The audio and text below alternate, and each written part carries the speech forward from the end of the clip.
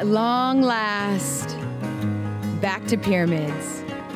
You are listening to Brothers of the Serpent podcast.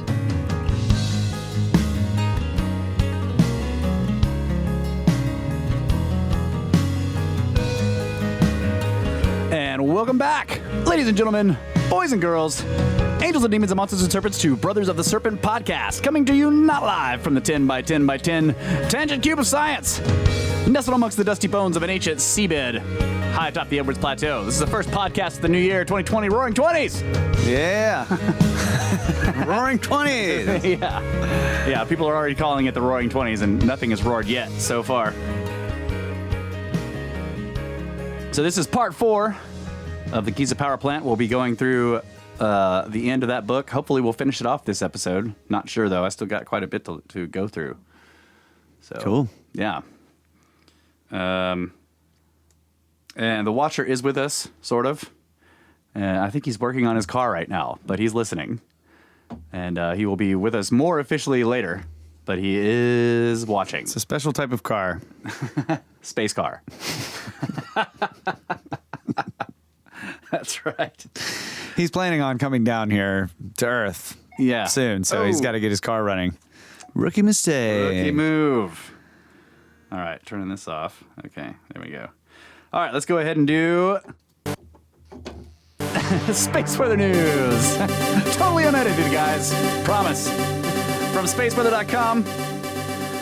Penumbral lunar eclipse. When the full moon rises on Friday evening, January 10th, you might notice something odd, a pale shadow darkening the moon's southern hemisphere.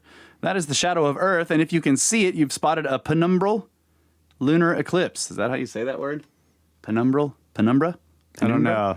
Friday's eclipse will be visible from the Asian side of Earth, but not from the Americas. Watch Larry Cohen's Eclipse movie for more information. And there's links to this, so anybody who wants to check this out can go to spaceweather.com. Also, unexpected auroras.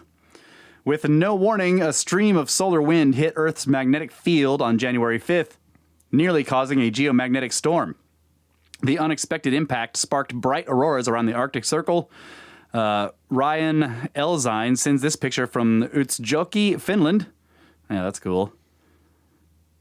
Wow, looks like a huge green eagle or something. Right. And it's penumbra, so probably penumbral. Penumbral. Yeah. Okay, so this guy says, a faster than expected solar wind stream sparked bright and fast auroras tonight in northern Finnish Lapland. Standing on the shore of the Tenno River, which marks the border between Finland and Norway, we observed in awe the beautiful light show, which included quick-moving needles of light and at one point a purple fringe, unquote. 3,000 kilometers away in England, the impact of the solar wind was felt in a different way. My backyard magnetometer recorded vibrations in our local magnetic field, reports Stuart Green, who sends this chart recording of the unrest. And he's got a chart showing it's pretty calm and then it gets real wobbly. Awesome. The squiggles in Green's chart represent changes in ground-level magnetic fields caused by the buffeting of solar wind high overhead. The sensor is buried in my garden about 0.5 meters below the surface in an east-west orientation, he explains. This allows very sensitive sub-nanotesla measurements of magnetic declination during geomagnetic storms. The plot shows the change in magnetic flux density in nanotesla occurring between readings every few minutes. More vibrations are in the offing on January 8th and 9th when another stream of solar wind is due to arrive. The gaseous material is flowing from a minor hole in the sun's atmosphere. Arctic skywatchers may expect bright green auroras mixed with nearly full moonlight. Nice. Yeah. Get your backyard magnetometers from a Nerd Depot near you. Current conditions, solar wind speed 443.2 kilometers per second, and the density is 1.9 protons per cubic centimeter. Very mild. Very mild. Very mild conditions. Yes. Makes sense. We got nice days. Yep. Feels Blue great outside. skies. Clearly, Texas perfectly reflects space weather. That's right. Yeah. All right. We got some listener communications here. And then we'll get on to Kyle's. Kyle's got some cool stories. Okay. Angie. Angie says, of course, Randall Carlson would be cagey about answering that question, LOL. And she's talking about the book. That is part of the reason we all love him so much. He will give us so much knowledge while simultaneously keeping us guessing so that we will continue to seek more knowledge for ourselves as we should. So true. What a treasure he is. So glad y'all are doing the Cosmographia podcast with him. Great format for him to teach. I love it. And I love the Brothers of the Serpent podcast as well. Great job on both, guys. Oh, thank you. Thanks, Angie. Warm and fuzzy. And she also says, busted. Also, I'd love to say y'all busted me. I would love to say y'all busted me for being a smartass by continuing to send empty emails, but the truth is sometimes I try and send emails from my phone when I don't have my reading glasses handy. As we can all see, that doesn't always work out well. LOL. Got the message across the second time, though. Yeah, those emails actually had titles and then content. Good job. And we got an email from Mark just called What Have I Found? And he said, I thought you might get a kick out of something I found in a home remodel in central New Jersey. And it is a old granite surface plate, precision plate. That's crazy. I want to know, Mark, like, where did you find it? Yeah, was that hidden in the walls or? Yeah. It's really cool. Let's see. Shannon, Dolman certificate. She says, the liminal days are over. New Year's brought a mild plague to my cells and thus lots of time doing nada but listening to podcasts, reading, and illustrating. Hark! Here is a digital rendering of a Snake Bros Institute Dolman thingy certificate of ignorance for you.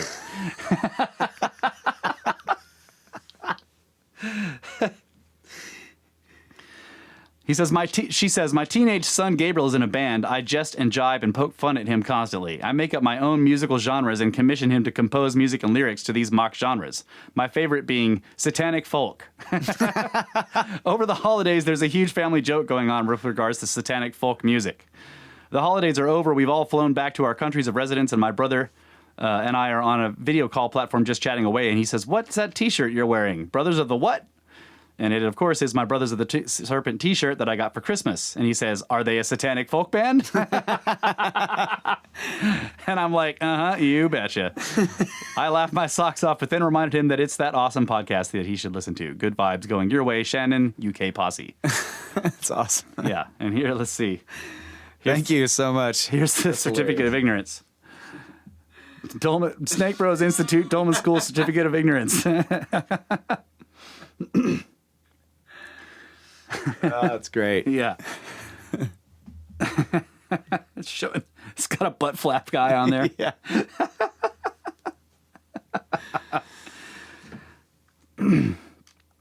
Let's see. What else we got here?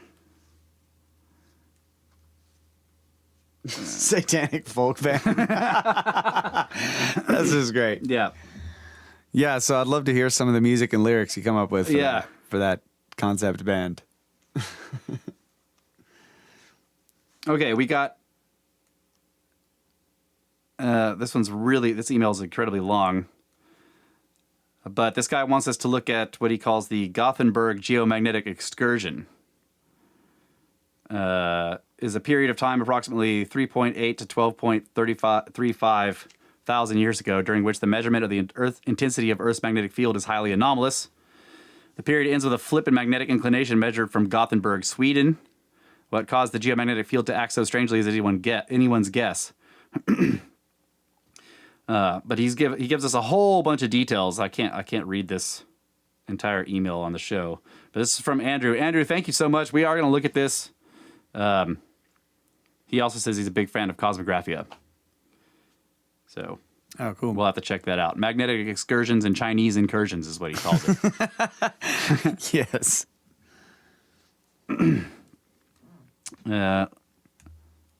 This is from Henry. He says, Serpent Brothers, it is I, the hipster from Taos. Sigh. This poor guy's been labeled, man. Yeah. Glad you received the one-up box and that it treated you well. Thank you for the shout-outs as always. The rock is lapis lazuli from Afghanistan. Oh.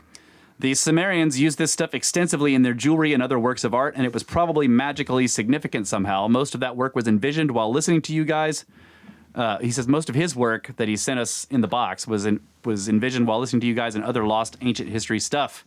My work tries to blend the similarities between various cultures and looks at the legacy of the Atlanteans, for lack of a better word.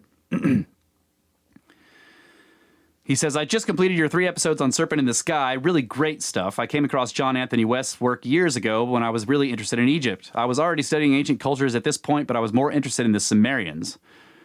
During that time, I had a mystical experience where I had a vision and conceived of the Great Pyramid as an initiation chamber. This led me to search for knowledge about archaic Egypt and brought me to West's book, which I purchased. I have to be honest, it was hard to wrap my head around at the time, so your analysis of the material is helpful. But I was reminded of my visions by something one of you said in one of the episodes. One of you mentioned the Goetia and how certain spirits require specific astrological timings. Yeah. What if the pyramid was like a giant sensory deprivation chamber? The shafts that align with the stars were possibly designed to project the initiate's consciousness directly to Orion. The Egyptians were obviously mapping the realm of the dead. Look at the pyramid texts. Maybe this was their spaceship to the underworld. Just a crazy idea I've come up with. Yeah. And this would be after they found the remnants of whatever was at Giza from the previous occupants. Yep. Yep. Dude, I've often wondered similarly, like, what if it's exactly what they're saying it is? It is a tomb. It was a tomb. And all the real tombs are actually empty because they actually work. Oh, yeah. Yeah, that's really cool. And all the stuff is gone. Because they actually Because it actually works. Yeah. You know what I mean? Yeah. Where's our portal? Like, exactly. The Solomonic magic, the tetragrammaton type stuff, all of the timing of the positions of the bodies in the heavens, and et cetera, all lines up. All of the quote unquote ritual practices were done correctly. Yeah. Man. Bye-bye. Fair. Straight to space. That's right. Yeah. And I'm looking at this lapis lazuli. If that's, I don't know how you say it, but Yeah, I don't know how to say it. yeah, it's beautiful. man. Lapis lazuli. Yeah. Azul. It is beautiful. And this color of blue reminds me of like the is it Byzantine? Like the old, not Sumerian, later than that, like Yeah, their palaces, the blue color, they would do blue and gold, and Yeah. it's got those same Yeah. hues in there. Yeah. Babylonian. Babylonian, thank you. That's what I was thinking. Yes. Babylon. Babylon blue. Yeah, Babylon blue. Yeah. I'll just keep this die blank. So when I roll it, I'll just make up whatever number is supposed to be. Oh, yes, a 7. Yeah. On a 6-sided die. That's right.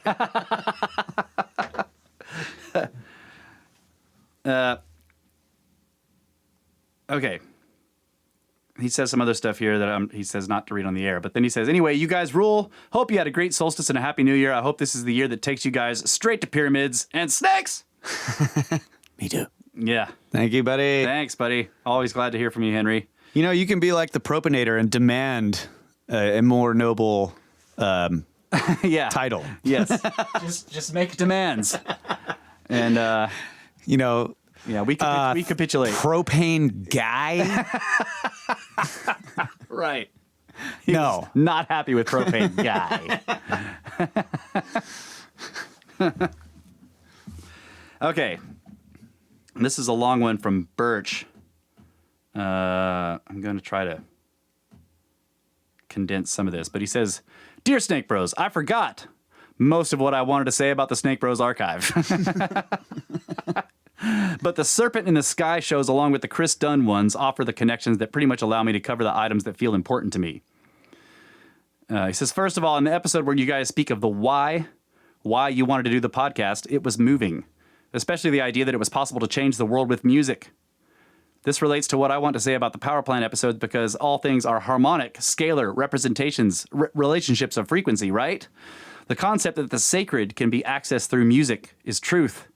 The nervousness and self-consciousness that was audible in the discussion concerning your music and its importance to you and the world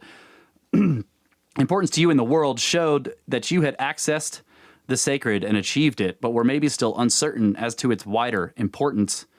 This sounded sincerely humble, despite you basically claiming that you were a musical demigod. Yeah. I remember that. You're like, I'm not saying. What was it? You were talking about your interview on that other podcast? Yeah, I was like, I was just saying, like, if you're going to strive for something, I mean, like, look at Da Vinci's work. Yeah, that's right. You know, like, he did this, and it's, like, still blowing people's minds today. Right, Like, yeah. that's something to strive for. And then the guy was like, okay, folks, he's not saying he's Da Vinci. I was like, yeah, exactly, I'm not saying that. Right, yeah. Is that what he's talking about? I don't know. I think so. He says, I can tell which one of you is which now, but back then I couldn't. But yes, brothers, your music is fly. Thanks, buddy. Yeah. Because he talks about magical Egypt. Talks about John Anthony West's comment about evolution. He says, before I switched to a degree in physics, my major was paleoanthropology. So I am versed in the theory of evolution, and I know that there are some major holes in it. Wow. Yeah. He says, natural selection makes sense in terms of considering the survival of the fittest, but it cannot in any way account for the arrival of the fittest in the first place. Yes. I love that. That's good. Survival of the fittest cannot account for the arrival of the fittest. Man. That's genius. Genius. Great way to put it there, gents. A complex organ or feature that has many genes informing its development can never be arrived at from a single mutation that occurred somewhere in the distant past. There are many other issues that don't add up with the theory. That notwithstanding, I think the major objection to evolution with consideration of Egyptian cosmology is the idea that materialist science maintains that consciousness is the result of chemical and electrical interactions in a brain. This would mean that matter precedes consciousness and that without the material structure of a brain, it cannot exist. There is evidence that suggests this is wrong, that consciousness does exist independent of brains. Some examples are out-of-body experiences, remote viewing, near-death experiences, and so on. Materialist science likes to talk about the release of chemicals in the brain to explain these things, but cannot account for all of it. To me, it seems likely that consciousness precedes matter and is indeed the origin of all things. Is this not what the Egyptians thought? Yeah, I think so. I agree with that. I think that consciousness is fundamental as opposed to being an emergent phenomena of materialist science. He says, I also think it very likely that the conspiracy to suppress the true history of humanity rests with the nature of consciousness. If we knew our history, we would know how truly powerful we are as individuals and as a species, which is why I am loving the Chris Dunn episodes. I never really bought into the power plant idea, but I am gaining new insight thanks to you guys, and I would like to share an added twist on the concept. With all of the evidence of tool marks on the stone, and from your comments on the first episode of Power Plant, I started to think of the smaller pyramids that have a similar internal structure to the Great Pyramid as successively larger power plants, each smaller one being used as the power source for the building of the next Great Pyramid, or the next pyramid. So they built a smaller power plant pyramid, used that to run the tools that were used to build a bigger one, ramping up the output each time until they had the juice to build the great one. That is an interesting idea. Most of them don't have the same internal structure. They're missing all the upper stuff. They have the descending passage and the below ground stuff, but they don't have like the Queen's Chamber, the Grand Gallery, the King's Chamber, or any of that stuff in most of the other pyramids. Some of them do have internal. We know of. Yeah, some of them do have internal chambers, but the chambers that are within the body of the pyramid as opposed to underground. But most of them, the chambers that we know about is just a passage going down, and it's all subsurface. So, but still, the idea that they're test devices is interesting.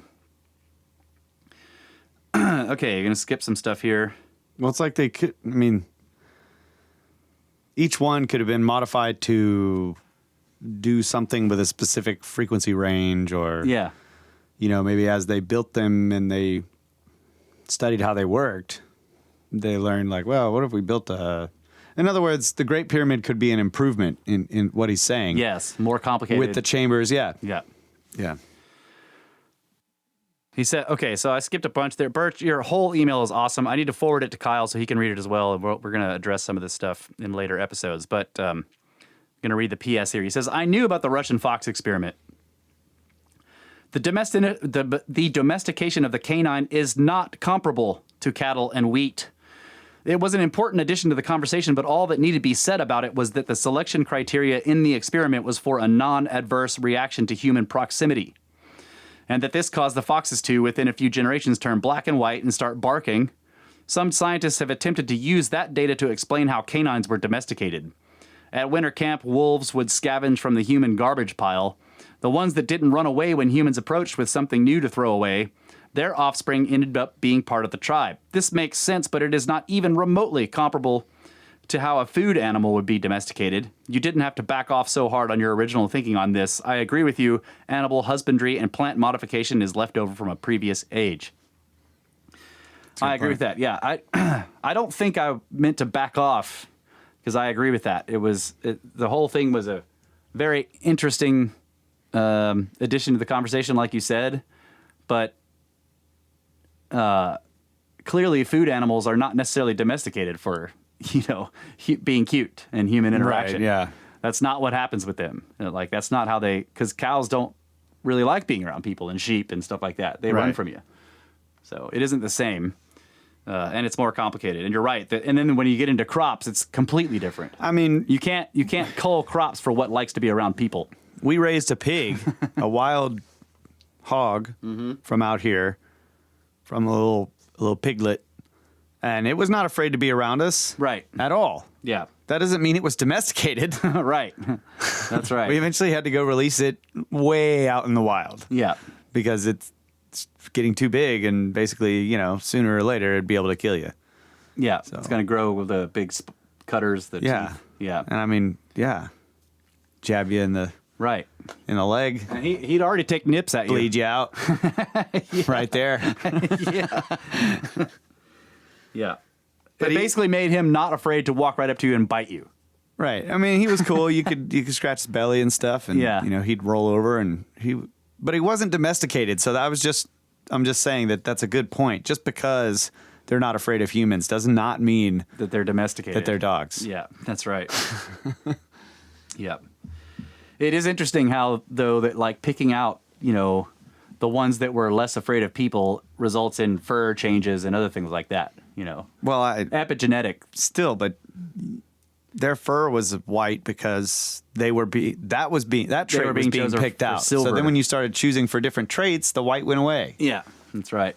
That made perfect sense. Yeah. But floppy ears, all that kind of stuff, I don't know. Yeah. Some people were suggesting that they just didn't have to use them as much. Like if you don't exercise those muscles. Thank you, watcher. Yeah. What Kyle my said. points are all excellent.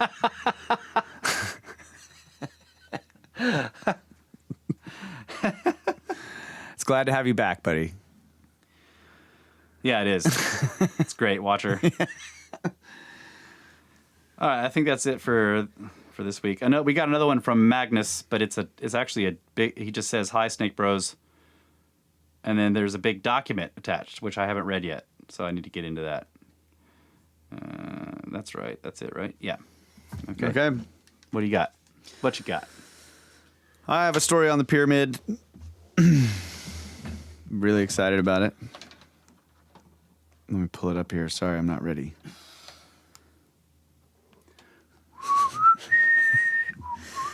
This is from ancientorigins.net. Ancient-origins.net. Oh, yeah. This is July 3rd of 2014. But I thought it was apt. Yeah. Tunnel vision, the mysterious forced entry of the Caliph into the Great Pyramid. Oh, crap. This is part 2. Uh-oh. There is a part 1, and it's like part 2. I already was in part 2. Here it is. Part 1. And this is by Ralph Ellis. Yes. Yeah. Right. That guy writes some good stuff. So the classical account of the discovery of the upper chambers inside the Great Pyramid at Giza is well known. In the 9th century, an Arab governor of Cairo, known as the Caliph Al-Mamun, decided to see for himself what lay inside the Great Pyramid. Because the entrance to the pyramid was concealed and its location unknown, his workers began to excavate a tunnel boldly through the casing and core blocks with hammers and chisels. Fortuitously for the Caliph, their busy tunneling shook the structure so much that the capstone fell off the end of the ascending passage. The resonating crash was heard by the workers who dug in that direction and found not only the descending passage, but also the ascending passage and all the upper chambers in the pyramid. After thousands of years lying undisturbed deep inside the Great Pyramid, the king's and queen's chambers were finally open, and their treasure would soon belong to the Caliph. But, as the story goes, there was no treasure. Apparently, this most ancient and precious of cupboards was completely bare. There were not only no burial artifacts, but no burial and no inscriptions either. The first thought to cross the mind of the Caliph must have been what the quote-unquote tomb, or that the quote-unquote tomb had been robbed. But how? Even if the secret well shaft deep inside the pyramid had been found at this stage, it is hardly a suitable tunnel through which to strip a wealthy burial chamber totally bare. So where was all the loot? The Caliph and his excavators must have not only been very exasperated after all their work, but mystified as well. Mamun's tunnel. Are we so sure that this is what really happened, just over a millennia ago? Are we simply complacent because this is what has been taught to us by respected authorities for centuries? After all, it is much easier to simply agree with the established consensus of opinion, rather than thinking positively and laterally about the problem. Fortunately, there are a few individuals out there who are more than happy to challenge a whole raft of classical myths, and so it was one day that a short email arrived in Ralph Ellis's inbox from a like-minded colleague, Mark Foster. Mark had an idea that had been bothering him for some time, and he wanted to throw it around a bit. A quick read convinced Ralph that it was a highly original idea, and definitely worth some further thought. After a few debates here and there, the following alternative scenario to the classical story developed, which is quite attractive in many respects. Yet this new explanation not only answers some irritating puzzles, it also poses some interesting and fundamental questions in return. As Mark explained, the basic problem with the classical explanation was that Mamun's tunnel is rather too accurate for comfort. It tracks into the pyramid in a direct line for the all-important junction between the descending and ascending passageways. Yeah. It is often cited that Mamun had to turn the tunnel to a sharp left to discover the original passageways, a fact that Ralph and Mark had in the back of their minds when they first visited the Great Pyramid. But as Ralph and Mark ambled down the forced tunnel, they were both rather mystified because the quote-unquote left turn cited in the literature could not be found. Having backtracked the tunnel and tried again, that quote-unquote left turn seemed to be no more than a slight widening of the tunnel at this point. In actual fact, the diggings were almost right on their target. So how did this happen? Was Mamun just lucky and happened to pick the right spot, or did he have an idea of where to go? Yeah. They already had ancient documents about the pyramids. I mean, we were just saying this already, like, yeah. How did he know to dig in the north face? Right. Yeah. So close to, and the tunnel itself is off center, right? Yeah. The descending passage. Right. I think the descending passage is not in the middle. Right. Yeah. I think that's right. Yeah. And to meet the descending passage right at the juncture between the descending and ascending passage.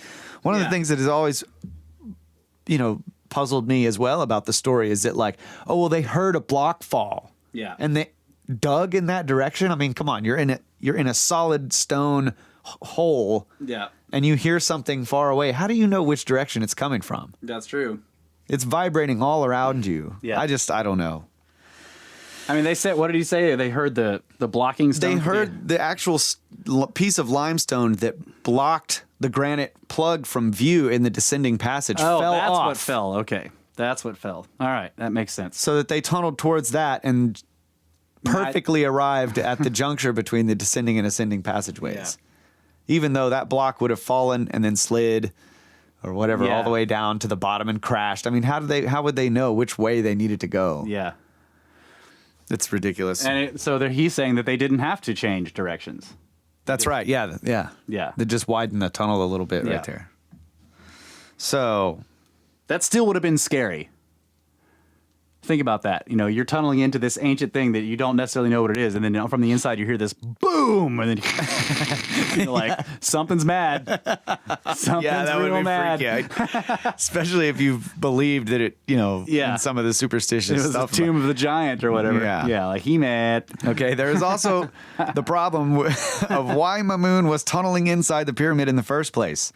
Not only was the presence of the true entrance to the pyramid well known in classical times, but people were also aware of the descending passage and the subterranean cavern at the very bottom of the pyramid. Yeah. Strabo says of the original entrance to the Great Pyramid, quote, "The Great Pyramid, a little way up on one side, has a stone that may be taken out, which being raised up, there is a sloping passage to the foundations." End quote. I knew that they knew about that. Yeah. Strabo seems to be describing a door made of stone that is movable in some way. It can be moved upwards and outwards at the same time. This sounds like a hinged flap arrangement, with the hinge at the top of the stone. So was this description mere fantasy or historical fact? We do not exactly know, but Strabo was obviously very familiar with the internal layout of the lower portions of the Great Pyramid, as he calls the lower cavern the foundations, rather than just using the more obvious term chamber. And Strabo is right, because the void below the pyramid is much more of a rough-hewn cavern than a smooth rectangular chamber. Yeah. And we know that the entrance to the Giza pyramids were known about in ancient times because some of them are quite obvious. Take a look at the entrance to the third pyramid, where only the stones around the entrance have been smoothed down. Nobody could mistake the position of the entrance to this pyramid, and it is likely that the position of the entrance to the Great Pyramid was equally obvious. But it is important to note that the ascending passage in the Great Pyramid had been carefully concealed by the builders, so nobody in this early era knew about the queen's and king's chambers high up inside the pyramid. The only chamber in the Great Pyramid that was open and known about in this era was the rough cavern at the very bottom of the pyramid, which Strabo accurately terms as the foundations. So here they have a picture of a smoothed off surface, and there's another one. Pyramid, yeah. Right. So Obvious doors. yeah. Obvious doors are obvious. So, Sir Flinders Petrie backed up this quotation with a detailed study of the entrances to the Vega Bent Pyramid, the only pyramid that still has the doorways around the entrance intact. He found that on either side of the entrance there were holes cut opposite each other about 9 centimeters in diameter by 14 centimeters deep. These holes were just inside the entrance and only 15 centimeters from the top of the passage. Petrie not unreasonably interpreted these as being the hinge sockets to swing the stone door from.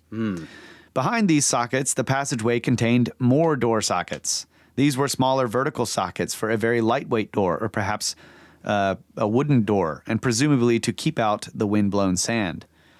The diagrams below were developed by Petrie based on his analysis of the bent pyramid.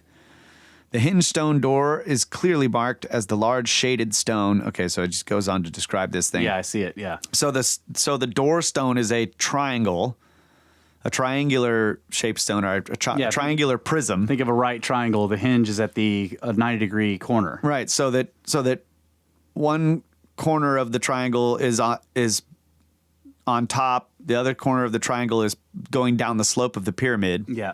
And it's sort of a counterweight, so that it takes the strength of one man to pull it open. Yeah. Right. Very Leeds Gallman. He had a door like that. Yeah.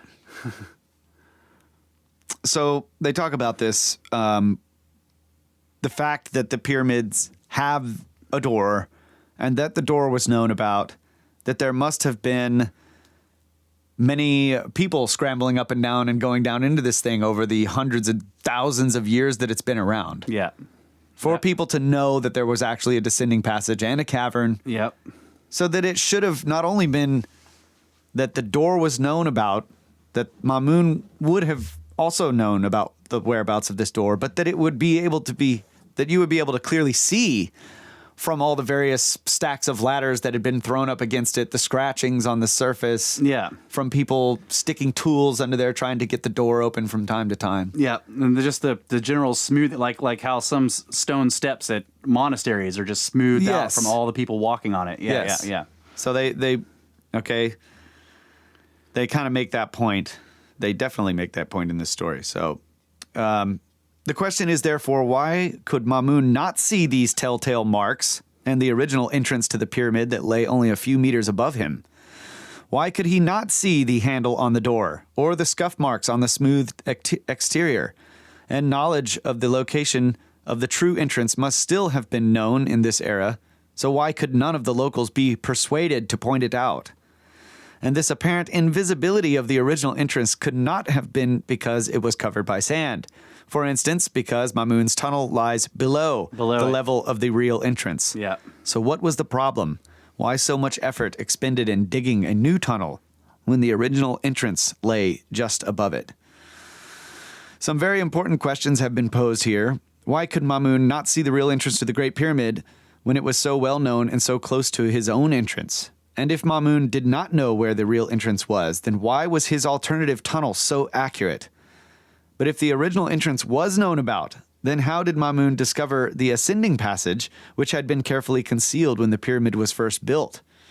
This is a bit of a catch-22. So, part two. Part 2. We're just going to go long here. This is no problem. I've been puzzling over this whole situation since we have been going through this book. Yeah. Okay, I'm gonna point out some of the things that I've been thinking about it after. Okay, guide passage. Having considered these problems, Mark Foster had an idea that Mamun already knew about the original entrance and the descending passage, but he had constructed his new forced entry tunnel for another reason entirely. Perhaps to get around the granite plug blocks in the ascending passage, perhaps to get the necessary equipment into the right position to dig around those blocks. But if Mamun did not discover the ascending passage while he was creating his new forced tunnel, then how did he know it was there? The ascending passage was, after all, completely secret and unexplored at this time. So how did Mamun discover it? Mark and Ralph both came to the same conclusions on this topic. The key to discovering the ascending passage lies outside the Great Pyramid, just to the east of the base and to the north of the causeway. The trial passage. That's right. Okay. It is simply a foreshortened replica of the Great Pyramid's descending passage and the all-important junction with the ascending passage. As everything on the plateau has a purpose, why is this passageway there? Petrie thought it was a test bed that the architect had used to test out the procedures for laying out the internal passageways in the pyramid. And we know Chris Dunn has a much better idea. Yeah. This suggestion is a definite possibility. However, both Mark and myself think that this is not a trial passage, but instead a guide passage. What do we mean by guide passage? Well, any interested party looking into this short passage system will clearly see the similarity and symmetry with the real descending passage inside the Great Pyramid. But a little further down this guide passage, they will come across a junction with another ascending passageway. The idea might just dawn on someone that the real pyramid passageways just might have exactly the same configuration. Yeah. Okay. So they think that the ascending passage was found by Mamun's men entering the original entrance to the pyramid and tapping down the ceiling of the descending passage, searching for that elusive ascending passageway that was hinted at by the guide passageways outside. Success at last, the men found a concealed entrance, but as they were not able to penetrate the granite plugs that blocked this ascending shaft, a small tunnel was dug through the softer limestone core blocks around the granite plugs and up into the ascending passage. Mamun was at last able to enter the queen's and king's chambers and to plunder the priceless treasures of the old kingdom pharaohs. Mamun was about to become the richest man in the known world. So they think that he did plunder stuff. Yeah. Yeah, I don't need to read the rest of the story. The point is, what their theory is that he took something long out of the king and queen's chamber or whatever that could not be turned around the corner coming down. Yeah, so they made the exit passage in order to. They actually dug from that spot out. Right. Yeah. But I don't think that makes sense. Right. Because you could just dig a short curve into the just floor. Widen the descending passage. Widen the ascending passage. The descending passage. Right, yeah. They didn't have to tunnel All the however way many out. feet out. Yeah, 100 so I feet. disagree with this, but Yeah. I agree with their skepticism as to the historical story we've been told, right? And the reason why I think that there's something wrong with it is because of the well shaft. We talked a lot about how did all this debris get built up inside the well shaft, right? Yeah. Well, if Mamun's guys were ready to dig in a tunnel all the way into the pyramid, that surely when they found the descending passage, they would have, even if a stone did fall out of the granite plug area, they would have explored the descending passage completely. Yeah. They would have dug it out, in other words, if it was already If full it of had, shit. if it had rubble in it, they would have dug it out, right? Yeah. They would have first excavated Yeah. the descending passage before tunneling around the granite plugs. Yeah. And they would have found the well shaft. Yeah. And they would have gone up the well shaft. And they would have found the king and queen's chamber in the grand gallery and everything. Right. They And wouldn't have known that it was empty. Yeah. They wouldn't have had to tunnel around the granite plugs because they would have been able to go up the well shaft if they tunneled down the descending passage. Yeah. So that again suggests they found something. Yeah. They found something that they couldn't take down the well shaft. Yeah. So they tunneled around the granite plugs. Right. Still is weird that they tunneled all the way out. I know. So once you get it into the descending passage, then you can just carry it upwards and maybe widen that passage a little bit. It doesn't make any sense. Yeah. But it definitely doesn't make any sense that they would have not found the well shaft. Yeah. And so I want to know again, how did the debris get built up in the well shaft? Yeah. I mean, when who was the guy? Johnson and Johnson digging out the descending passageway. Davison. Davidson. Yeah. David and Davidson. Yeah. Yeah. They're Johnson and Johnson. Davidson's digging it out, or whoever it was. Yeah. Davison is the guy that found the first relieving chamber. Davidson is the guy that dug out the well shaft. Davison, right? Davison found the relieving chamber. Davidson is the one that went down the well shaft. Davidson. Yeah. Right. Yeah. Davison and Davidson. That's what I said. Johnson and Johnson. That's what I was talking about. Basically Johnson and Johnson. One of the Johnsons. He dug out that descending passage, and as they're digging it out, he finds the well shaft that anybody else. Yeah, so Davidson went down the well shaft. Caviglia is the one that went down there, lit sulfur, and then he couldn't get his guy to keep doing it. Then he goes down and digs out the descending passage to find the bottom of the well shaft and gets it all out of it. That was Right. Caviglia. Caviglia. But yeah. presumably the reason why Davidson, and Caviglia. It's like a freaking law firm here.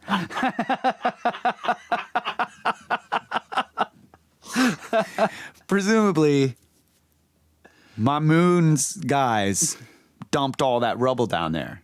Yeah, that's the So they presumption. would have been able to see the well shaft clearly before they dumped all the rubble down there. Yeah. And you can't, I mean, don't bother going down there. Yeah. We're going to dig past these granite plugs before we even explore this it, tunnel we yeah. just found. Yeah. Come on. Okay, there we go. So you don't That's think my mystery. You don't like the story where they did all that work tunneling in, then tunneling around the granite plugs, and then they get up there and get into the king's chamber, and Mamun's like, What the hell am I supposed to do with an empty cake?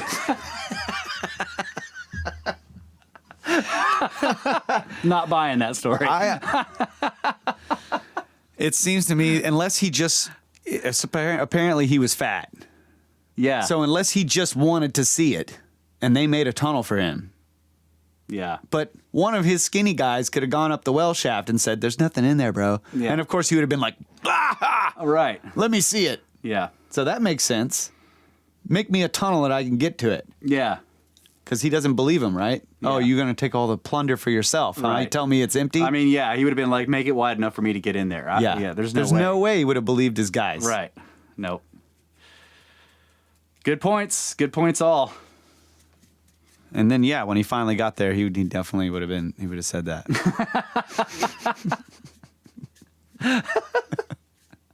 That would have been so disappointing. I know. You find these badass passages, and you get there and what? There is one piece that I wanted to read. Sorry, Okay, we're yeah. going long here on this first. No problem. First, this is really cool. Okay. So, where did the lid from the king's chamber eventually go? So they've been speculating in the story that there was a lid There was a lid to the quote and unquote that it was coffer. taken. Yeah. Yes. Okay. So Ralph and Mark have sometimes been accused of layering speculation upon speculation, but this one is too obvious not to mention in passing. The Caliph was, quite obviously, a Muslim.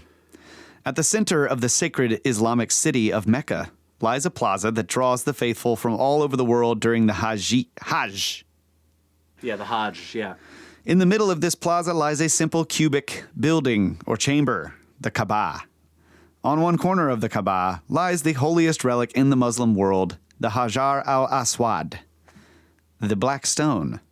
This relic is simply 6 fragments of black granite of unknown origin, stuck together and placed in a Vesica Pisces shroud. I've heard that it was a meteorite, but I guess he's saying that it might be part of the coffer? Or part of the lid? It's a piece of the lid or the broken corner. Chocolate granite, yeah. It's a chunk of the corner that's gone. Yeah. Whatever. They're saying it's a piece of the lid or something. It doesn't matter. Cool, yeah. There's a corner piece of missing. Yeah. Whether there ever was a lid doesn't matter. Right. But the Caliph definitely went in there. Yeah. And there is definitely a corner missing. Yeah. That's right. So 6 pieces of black granite of unknown origin. Which the coffer itself is a chocolate granite of unknown origin. Yeah. So I thought that was really cool. That is cool. Okay. I'm buying it. You're buying it? Part of it. All right. Take a break. All right.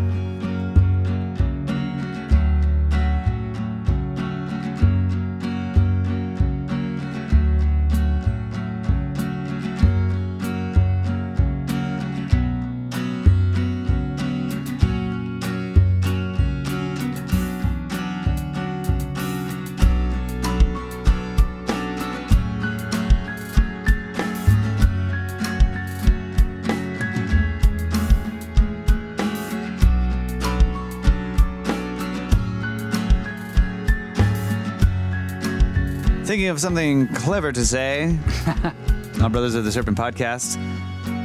Are we ready to dive back into this book, buddy? Yeah. So I've been making like I said last time, been making a habit of asking the troll room in the snake pit, the Discord chat, for input before each show. So we got some good questions in here. Bucks Mulder asked, is the pyramid scalable? Could you make an Earth harmonic resonator that isn't as large? 3 feet. Or 4 inches. Those are the only 2 I know. What? I've been trying to figure it out. Like, if I was going to build a scale model of the pyramid, well, I should keep the scale the same. 4, 3, 2, 0. Right. Which would just make it a scale model of the Earth, the northern hemisphere of the Earth. Scale, yeah. At a much smaller scale. So if you just take the circumference of the Earth and you divide it by this 4320 whatever number, I eventually got down to a pyramid that had a 3-foot perimeter base, 3 foot on a side. Sorry. Okay, 3 foot at the base on the side. Yeah. Okay.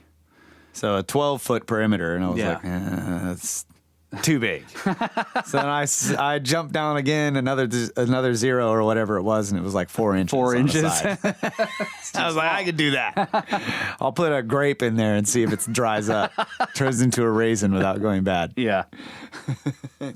But yeah, dude, let's do it.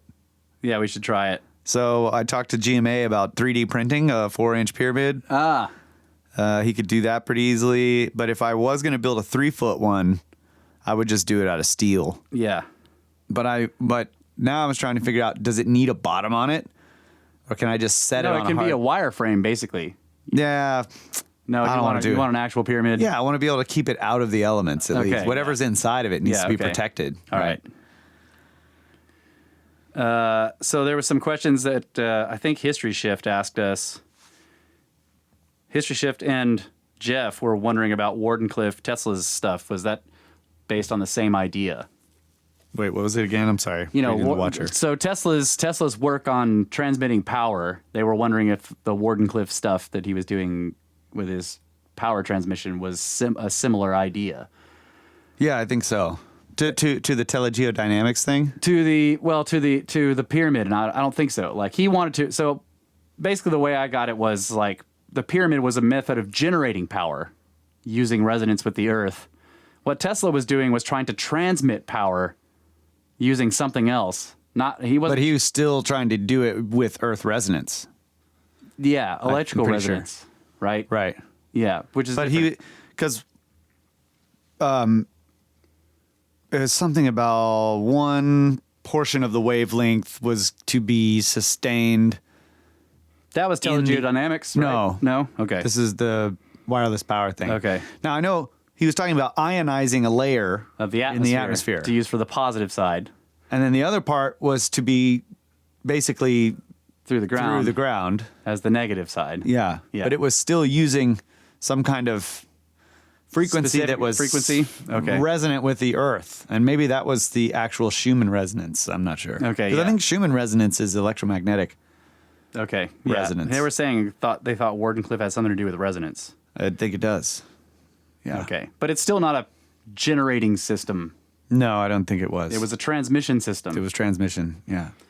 But there, and yeah, I think also part of that idea though was once you got that layer ionized, like you had to have a ton of power to ionize that layer. Yeah. But then you could once it was ionized, then it was like stable and it would be easy Yeah. to transfer small amounts of energy through it because it would be like this really great conductor. Yeah. And then you could even turn it into like fluorescent lighting Fluorescent when light. you wanted to. Yeah, just the sky over whole cities turns on. Yes. Yeah. I'm sure that would make all the stargazers real happy. Yeah, exactly. So the watcher says the Schumann resonances are a set of spectrum peaks in the extremely low frequency ELF portion of the Earth's electromagnetic field spectrum. Yeah, that's what I was thinking. These other resonances that I was talking about last week or the week before. Seismic resonances. Yes, those are seismic. Okay. Mechanical. Here's a good troll one from Solid Snake. He says, "Are pyramids tetrahedron colliders?"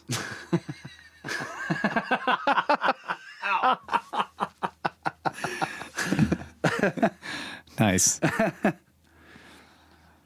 This is a good point, though. Pyramid, pyra, fire, mid, inside. Fire, inside. Pyramid. Oh, my God. That's genius. Yeah. That's again from Like it. Bucks Mulder. Okay, so the Bard asks, regarding the next Dunn episode, last time you mentioned some experiments that Lead Skalnet had outlined. Have you tried them? Has anyone? Should it come up in the next episode?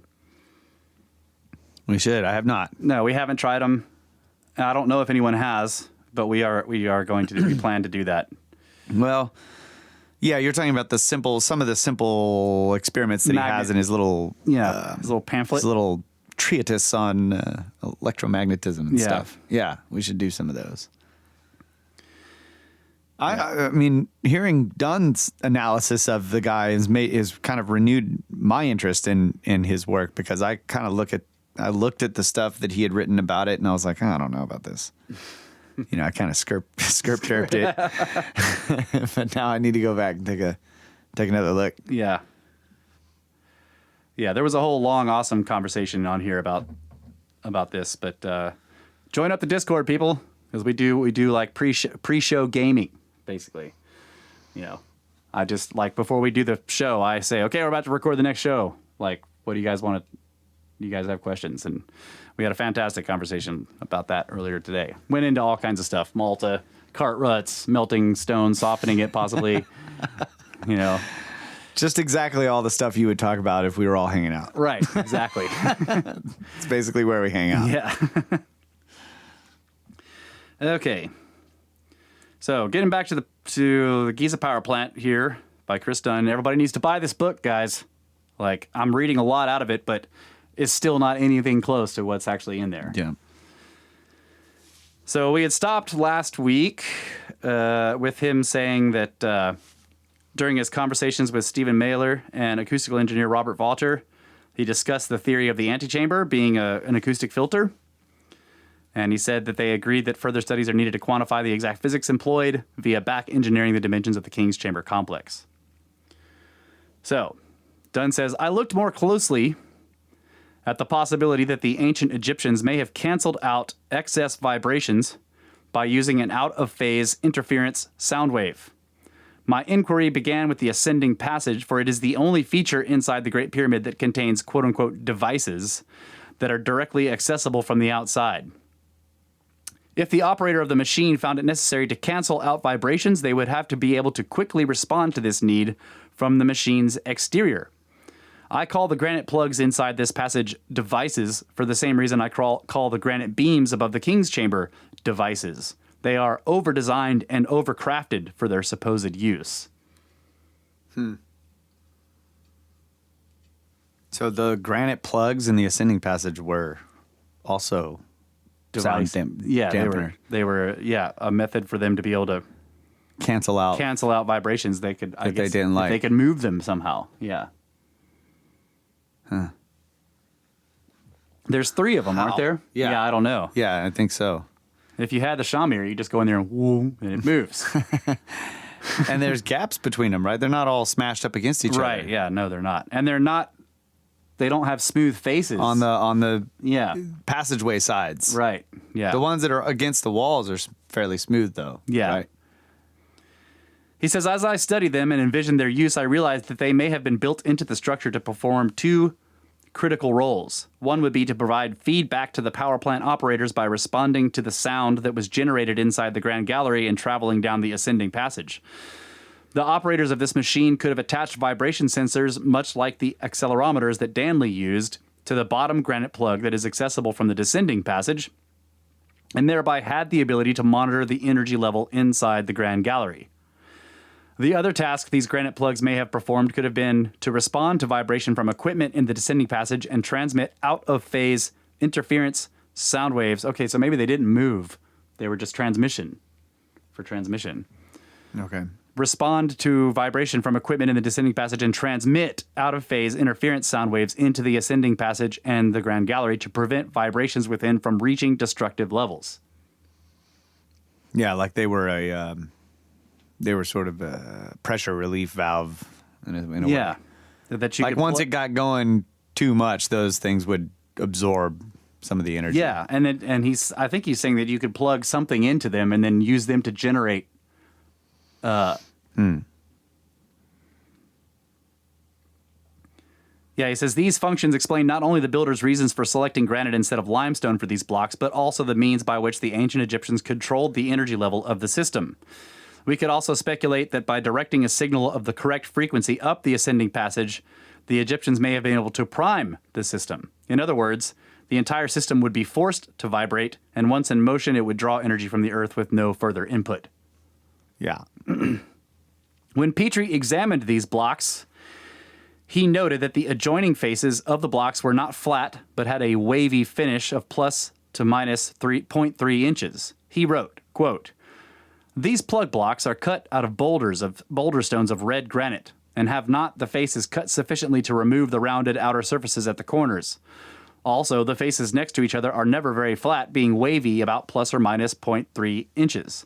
These particulars I was able to see by putting my head in between the rounded edges of the second and third blocks from the top, which are not in contact, the second having jammed tight 4 inches above the third.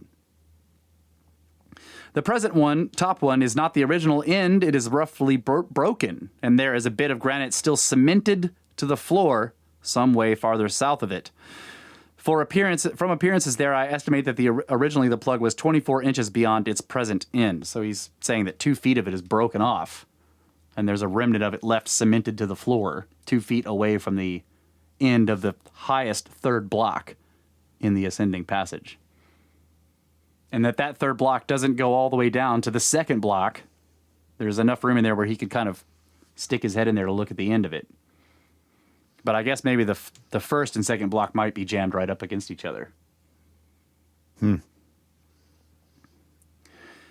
Dunn says, I was unable to confirm this when I was in Egypt because the blocks exposed by Al-Mamun's tunnel had slipped since Petrie's day and are now resting against each other. Wait a second. I'm sorry. Reading the Watcher? I'm over here. Yeah, he says he was unable to confirm that when he was in Egypt because the blocks exposed by the tunnel had slipped since Petrie's day and are now up against each other. Okay. So Dunn was unable to confirm that. Yeah. Gotcha. Dang. And he says, So an interesting aside about Petrie's observations is that they fully dismiss and put to rest orthodox theories regarding the granite plugs being slid down the ascending passage. Some granite, in Petrie's words, was still cemented to the floor. This is indisputable proof that the granite plugs were positioned as the Great Pyramid was being built. Instead of being slid in as blockages, right? They were... Yeah, but it's still... I mean... Let's go back to this standard story with the Caliph. What if part of the noise that he heard was the sliding of the granite blocks? Yeah, that could be what happened. And that's what knocked the capstone off the...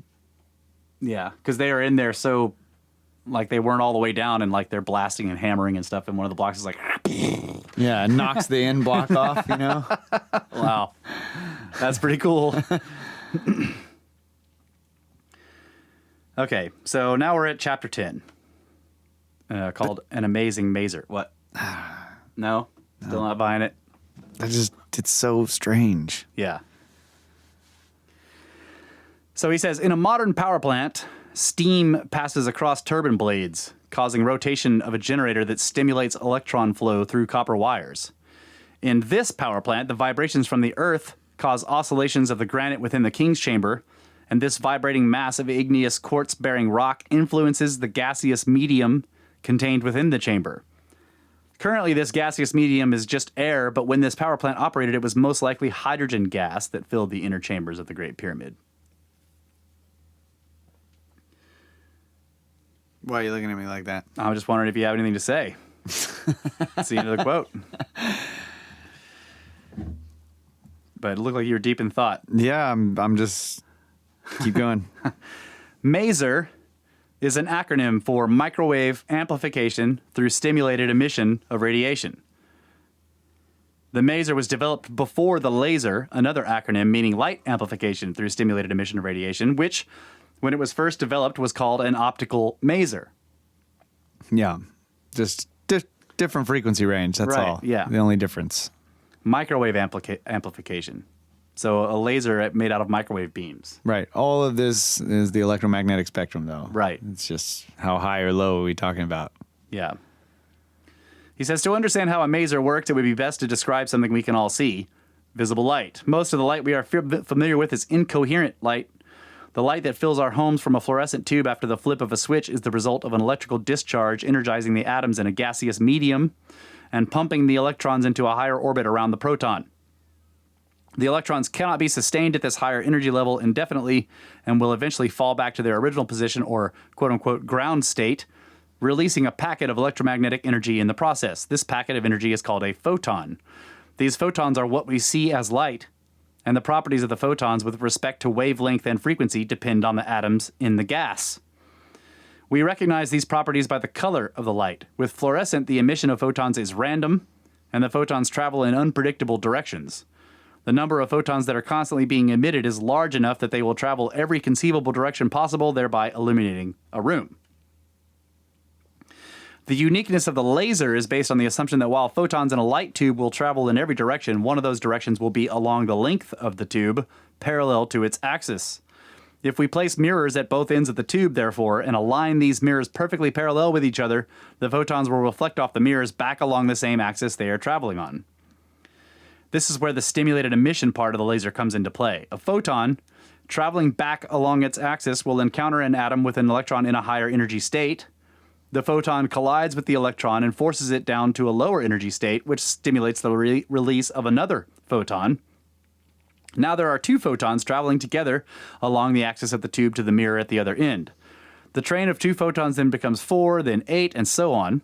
With photons traveling at 186,282 miles per second across a relatively short distance, the buildup laser energy is almost instantaneous.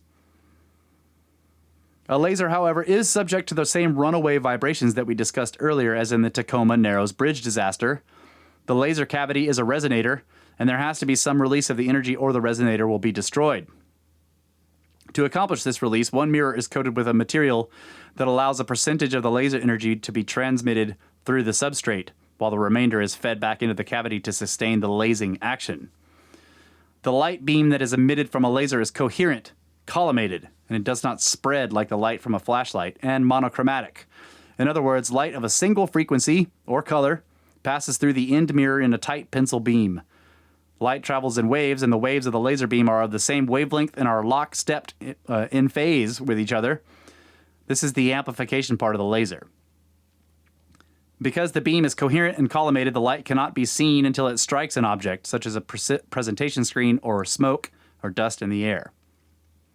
That's a good description of lasers there. Yeah. So a maser works the same way, but just with microwave frequency instead of visible light.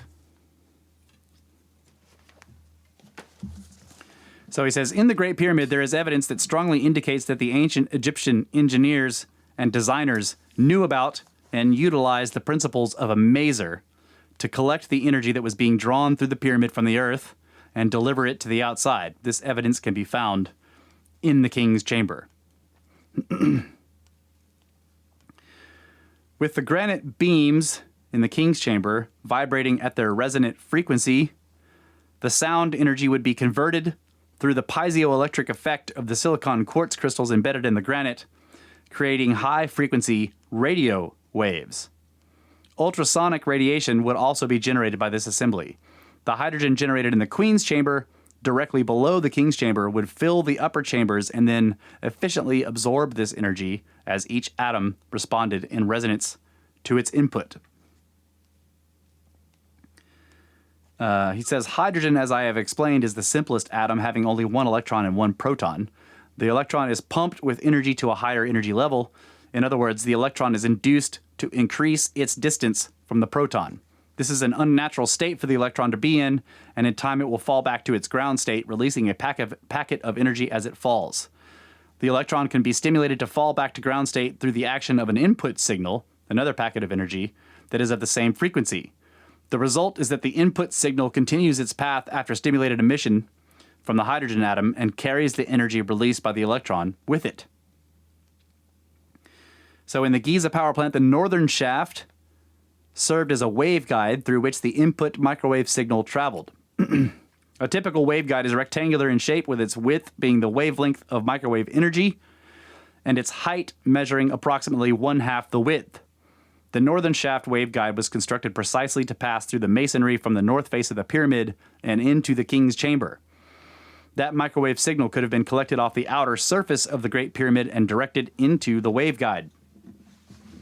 So that I find interesting. That they're collecting the signal from space, basically, off of the surface of the pyramid on the north face there, and then into the shaft. Kind of like a satellite dish or something. Yeah. I just don't understand how that works. He says the original smooth surfaces on the outside of the Great Pyramid are dish-shaped and may have been treated to serve as a collector of radio waves in the microwave region that are constantly bombarding the Earth from the universe. Amazingly, this waveguide leading to the chamber has dimensions that closely approximate the wavelength of microwave energy, which is 1,420,405,751.786 hertz. So but how does it get, like if it's hitting the surface of the pyramid, wouldn't it just reflect back?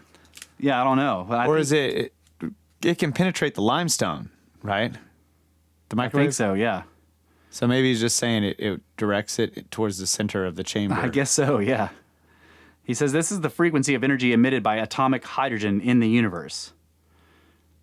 And then he gives a table. This table is very interesting. Let's see if I can give the description here. Okay, so the description of frequency of atomic hydrogen, and he gives that same number I just gave for the hertz. Speed of electromagnetic radiation of light per second, and that's 186,282 miles per second. Wavelength of hydrogen microwave energy is 8.309 inches. Width of the northern shaft leading to the king's chamber is 8.4 inches. Wow. Height of the northern shaft leading to the king's chamber is 4.8 inches. And he says to make a proper waveguide, the width needs to be the wavelength and the height needs to be half that. Oh, man. That's cool. It's pretty freaking close. That's really cool. Yeah.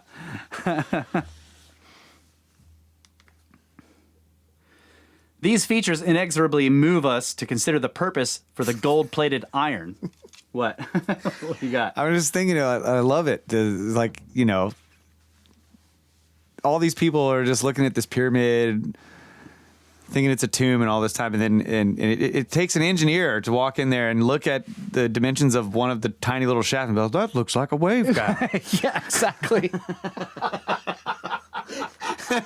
I mean, Yeah. I thought the same thing, yeah.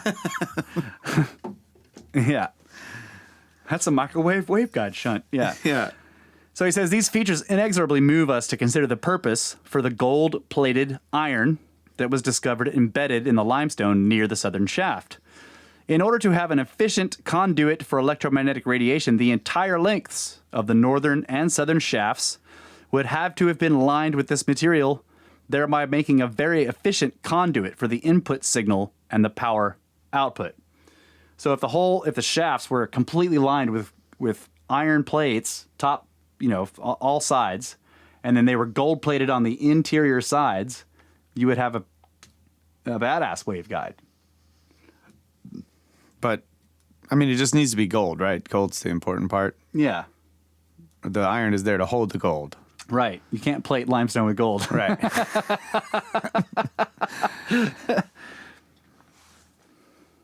He says, I have puzzled a long time over the granite box inside the king's chamber. This box, now located at the back of the chamber, is a critical component in the mazer, and to imagine how it may have been used, I am compelled to move it from its current position and place it between the waveguides in the north and south walls. So he wants the coffer placed in the center of the chamber, right between where the two shafts exit into the chamber. Mm-hmm. There is evidence that leads me to suggest that it occupied this position and served to amplify the microwave signal that entered the resonant cavity. So he's talking about, so on the north face, the microwave signal from space, which is, he's talking about the cosmic microwave background. Right. It comes from everywhere in the sky all the time. Right.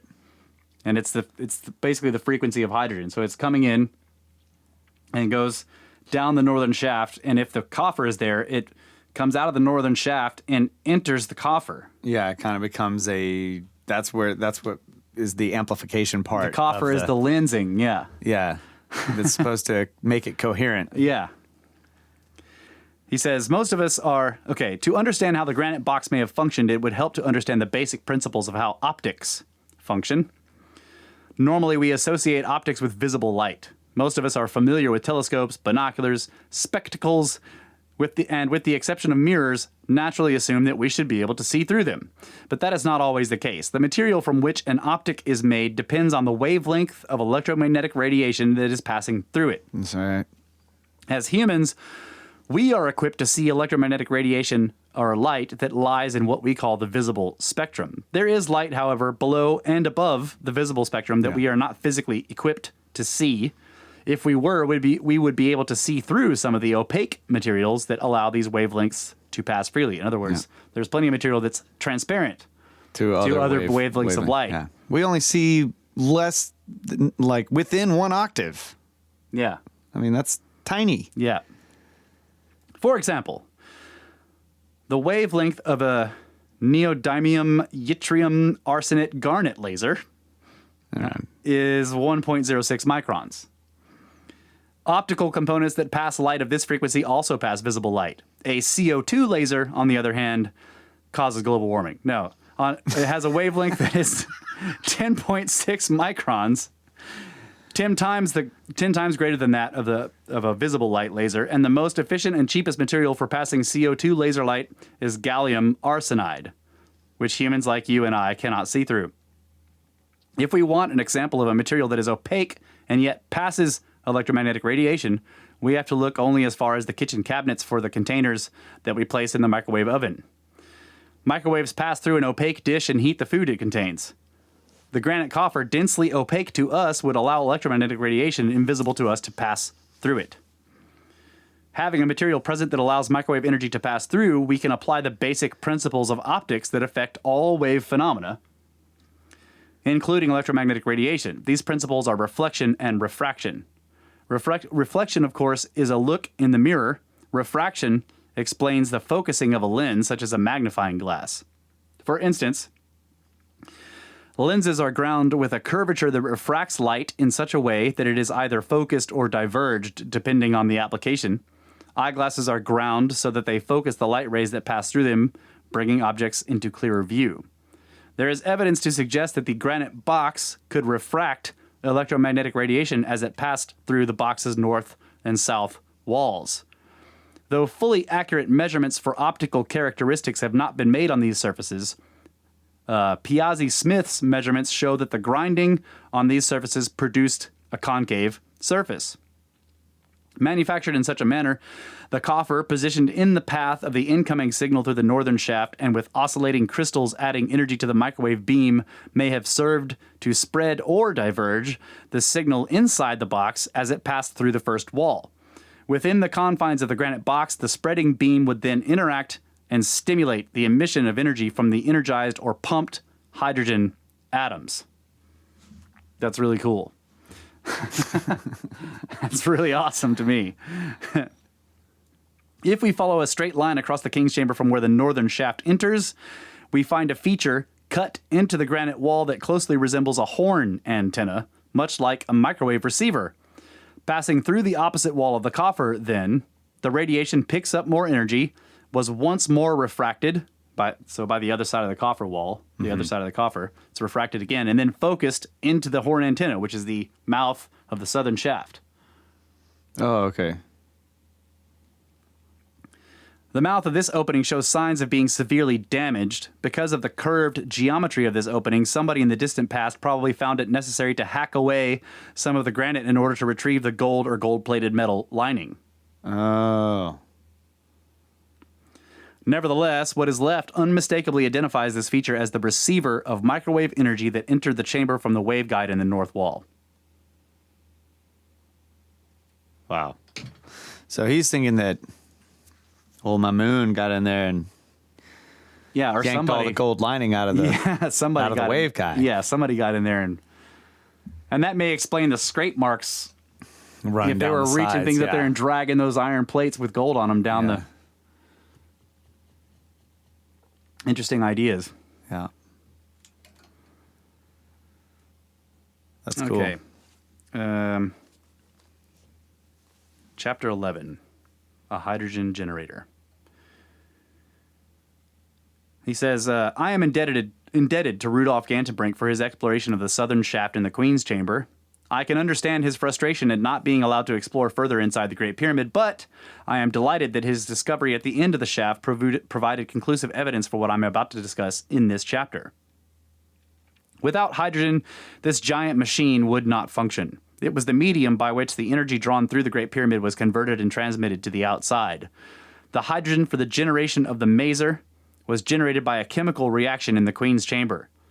The characteristics and discoveries in this chamber strongly suggest that two solutions, such as hydrated zinc chloride and a dilute solution of hydrochloric acid, may have been introduced to cause a chemical reaction that produced hydrogen. There are other ways to create hydrogen, such as electrolysis. However, I am going to discuss only one method and the evidence that exists to support it. The Queen's Chamber is located in the center of the pyramid. There are two shafts leading to this chamber which were bored into the wall block and terminated 5 inches from the inside wall of the chamber, leaving what Smith described as a left. Like they left that part of the shaft there. This is a left. The discovery of these enigmatic shafts came in 1872 when Wayman Dixon was able to thrust a rod through a small crack in an otherwise perfectly fitted wall and then chiseled through the limestone. Dixon noted that the limestone left was particularly soft in that area. Emboldened by this important discovery, he measured off the same distance on the other wall and discovered another shaft. The channels were quickly theorized to be air channels, and it was surmised that the builders were not required to ventilate this chamber at the time of the building, but were making preparations in case they might change their minds at a later date. Good grief. Let's build these incredibly complicated shaft things just in case we might want to ventilate this sometime later. What are you looking up? You got your Well, I've been doing a couple of things. okay. The first thing I was looking up is how many octaves above the level of human hearing is the frequency of hydrogen. Right? Way up there, right? Yeah. 17 octaves. Oh, okay. That's not that bad. That's a lot Yeah. because you're at 10,000 before you get into. It's like if you start cutting it in half, you eventually like 11 times. After 11 times of cutting the number in half, you get down to like 21,000, which Oh. is slightly above human hearing. So you cut it in half again, and you're a little bit above 10,000 hertz. But I was just kind of looking at like, well, what's that note? Yeah. And I haven't gotten that far yet. You want to know what note it was? I want to know what note. Well, I mean, it doesn't have to be within the range of human hearing exactly, but you could. I want to know what audio note, what sound, mechanical vibration note that the Helmholtz resonators and all that were amplifying. Like we know that the the Maser amplifier, the Coffer, is tuned to A440 basically. Yeah, yeah. But what was the King's Chamber tuned to? Also 440. The whole area resonates at that. Resonates at 440. Well, Yeah. the King's Chamber is going to be a lot lower. Mm-hmm. But maybe it's a harmonic Yeah. of its resonant frequency. So, but yeah, I never really got to 440, but it doesn't have to be an exact octave. The It could watcher's be- asking for the wavelength. He'll figure it out. He'll do some watcher math on it. It could be, but it could be, see, any of the fifths, right? Right, A fourth. that's right. It could be any of those different harmonics. So I'm sure, F sharp's in there somewhere. Probably, yeah. But anyway, yeah, 338 hertz is when you can finally hear it.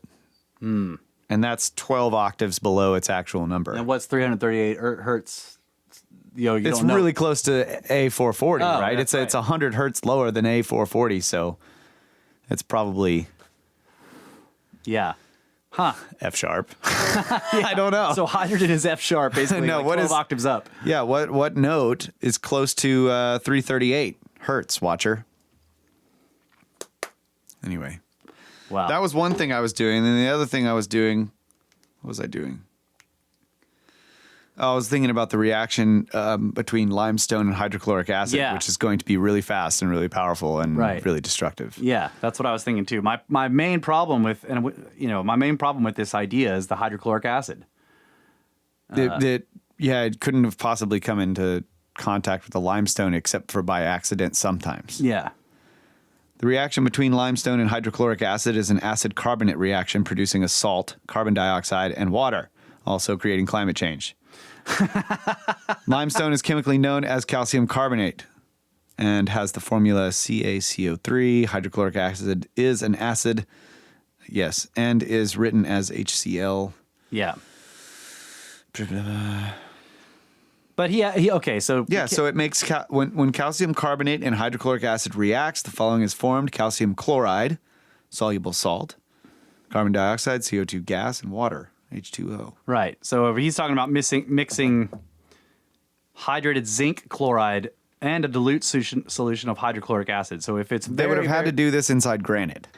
right, but the Queen's Chamber is all limestone.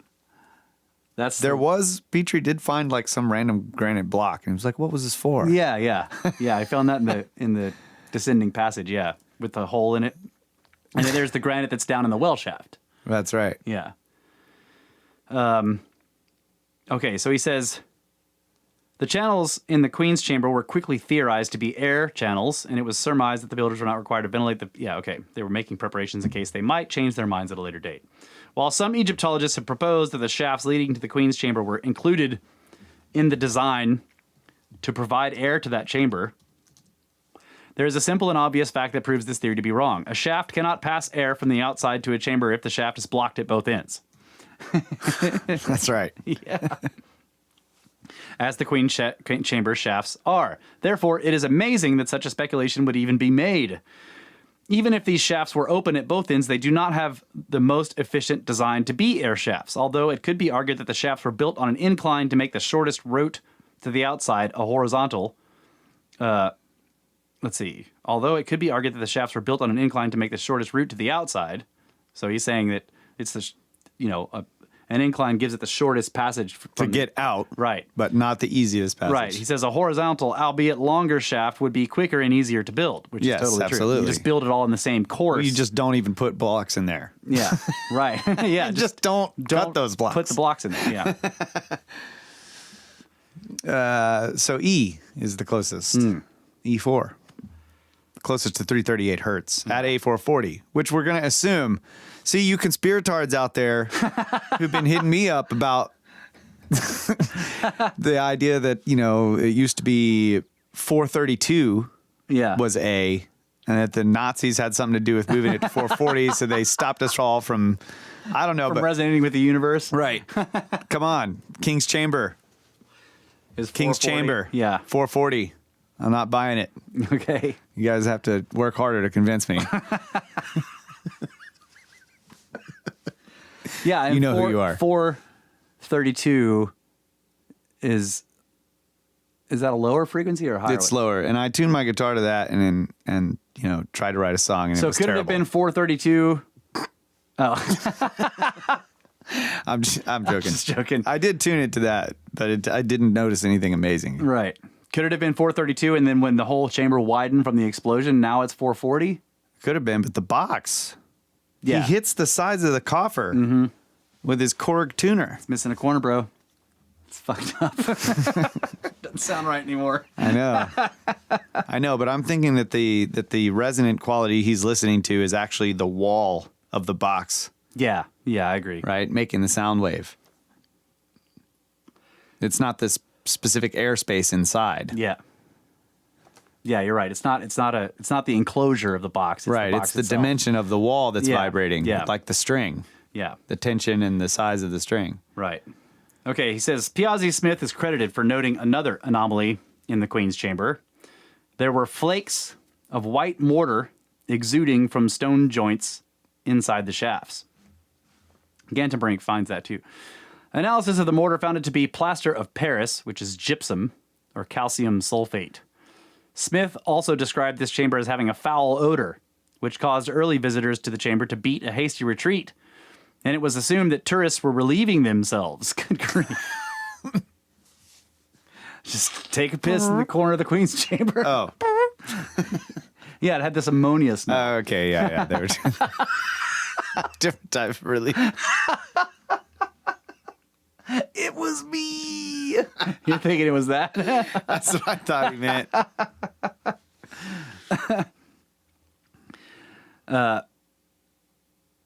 Though the way Smith described this chamber, few people stayed long enough to do so.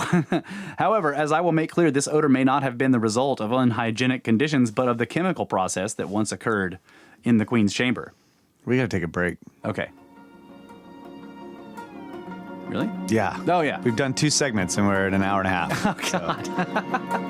All right. We'll be right back. Snakes!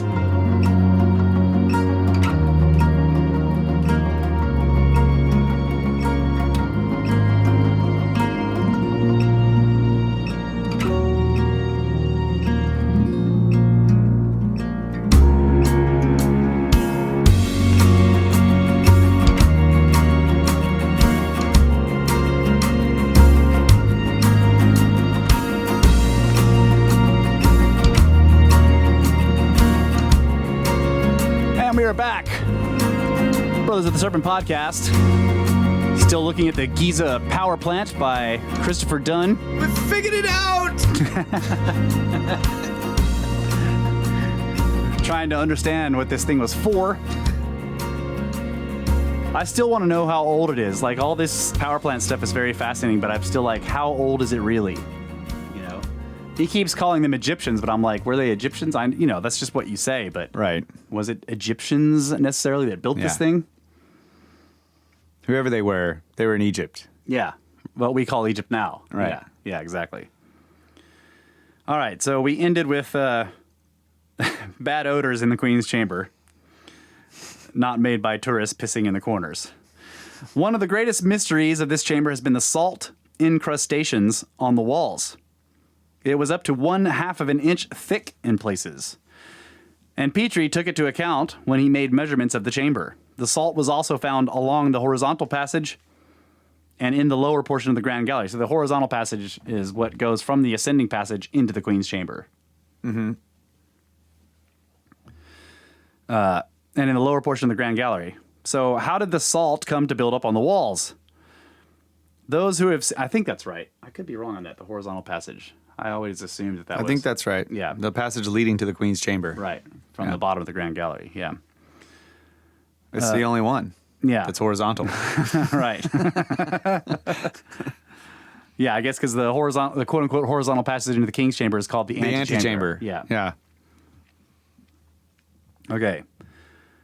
Those who have seen some significance in the presence of the salt have speculated that it could have been deposited on the walls as the water of the biblical Great Flood receded. Others have speculated that the Great Pyramid and its neighbors were surrounded by water at one time.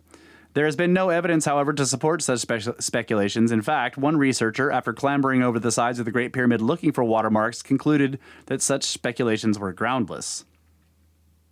No pun intended. Salt is a natural byproduct of the reaction designed to produce hydrogen. It would form when the hot, hydrogen-bearing gas reacted with the calcium in the pyramid's limestone walls.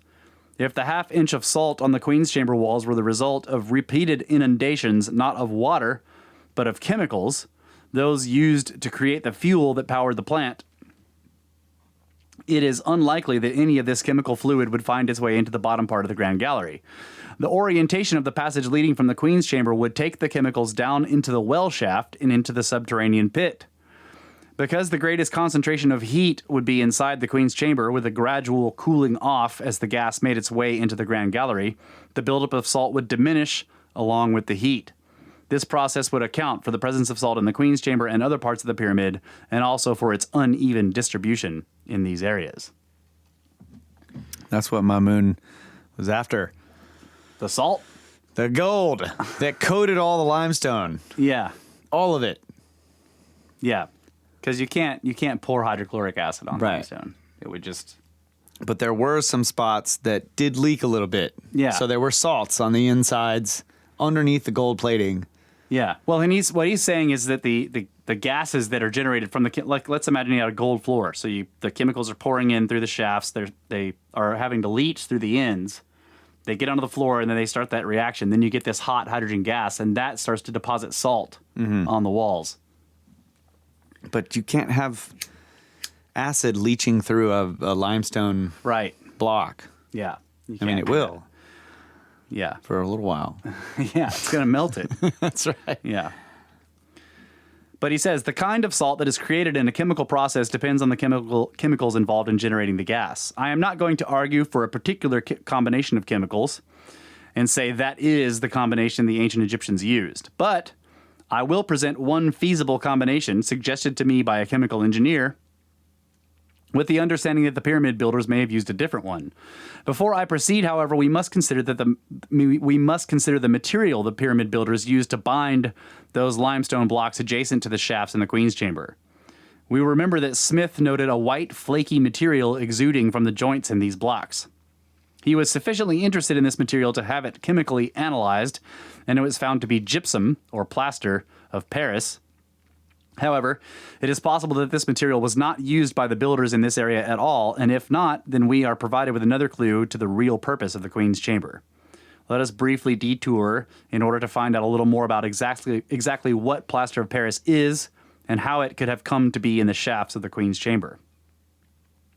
Plaster of Paris is dehydrated gypsum, which, when moistened with water, sets in a relatively short time. It got its name because gypsum was widely used near Paris to make plaster and cements. In nature, gypsum is a form of sedimentary rock formed by the precipitation of calcium sulfate from seawater. It is also found in various other saline deposits. So it is found in marine deposits. It is possible that the ancient Egyptian builders used plaster of Paris in the joints in the shafts to retard the absorption of fluid into the surrounding masonry. However, we should not exclude other possibilities, one of which is another method of creating gypsum that could lead to some extremely interesting conclusions. Gypsum also is produced through the action of sulfuric acid on limestone, And although this in itself does not prove that sulfur and or its byproducts were used in the chemical process in this chamber, it does promote the consideration of other data in a new light. Because the pyramid's building materials contain one of the elements needed to produce gypsum, which is the limestone masonry, it follows that the introduction, either accidental or purposeful, of another necessary element, sulfuric acid, for instance, would produce gypsum. Several questions come to mind in light of the preceding speculations. These may be totally unrelated, but it would be interesting to know the answers to the following questions. 1. Was the disgusting smell that caused early explorers to beat a haste or retreat from the chamber connected to a chemical process that used sulfur?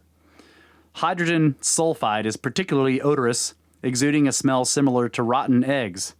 This gas is formed by the combination of sulfur with hydrogen.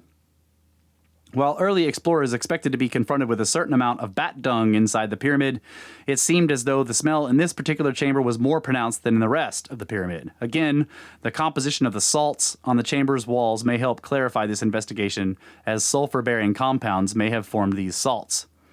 2. Where did Caviglia get the chunks of sulfur that he burned in the well shaft? While it was a practice of early explorers to burn sulfur to purify unhealthy air, it would be most helpful to know whether or not he had the sulfur with him or if it was already there. That's pretty cool. 3, if a chemical exchange process was separating hydrogen, and if a catalyst was being used in the Queen's chamber, would sulfur play a part in the operation or perhaps regeneration of the catalyst? Okay. So he goes on to talk about the bronze hook and the hook handle rod. Yeah. Johnson, where's your hook handle rod? But a wooden handle can't float around in hydrogen and hydrochloric acid either. It would disappear. Really? Hydrochloric would eat up the wood? Yeah, like muriatic. I think so. I don't know. Never tried it. I looked this up. Like muriatic effects on organic stuff is bad. This is why it burns when you get it on you. Yeah, muriatic's only 4% hydrochloric acid. Right, and that damages wood. So if it I was, didn't know that. Okay, But it also definitely has a bad effect on metals too. Right, It really bronze, corrodes. It yeah. corrodes bad. I've never tried bronze, but I did one time. I must admit, I tried to clean my coffee maker with muriatic acid. I looked it up and people were saying Huge mistake. Yeah, I looked it up and people were saying that muriatic makes a great bronze polisher because it does eat off the outer layer of the metal. Okay. Good to know. Yeah. I know I can polish up my sword and shield. Yeah, your hoplite stuff. But yeah, it like started eating holes in my coffee maker. Yeah. I mean, after I washed it off of there, and then I think it was GMA just told me, oh yeah, once it gets going, Yeah, you can't stop it. Just throw that coffee maker away. That's right. I remember that. Once it gets going, you can't stop it. Yeah, I use a stovetop espresso maker. Mm-hmm. It's just a little metal Percolator thing. Yeah. Yeah. You're like, this will work. Slowly was just, this will get the calcium out of my coffee maker. Sure did. Also got the coffee maker out of it.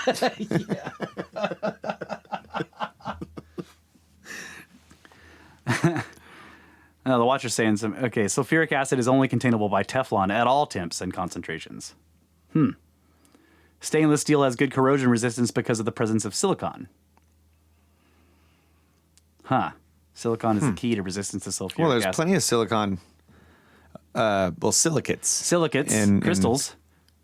Yeah. Yeah. So maybe they could have coated somehow the chambers in silicate, like glass, or Yeah. Yeah, that's right. You could have silicates in the shafts too. You would need it in the shafts because I mean, it's if you're trying to run hydrochloric acid of any solution, dilution or whatever down those long shafts and into the chamber and leaching it slowly through a left, it can't be allowed to eat that limestone. yeah, the left would have been eaten. Gone. Yeah. So yeah, when we put our rocks and stuff in a bucket of acid down here to clean them up, it leaves all the flint inclusions, all the quartz and silicate inclusions are all untouched. Yeah, but the limestone gets turned into sludge. Right. Yeah.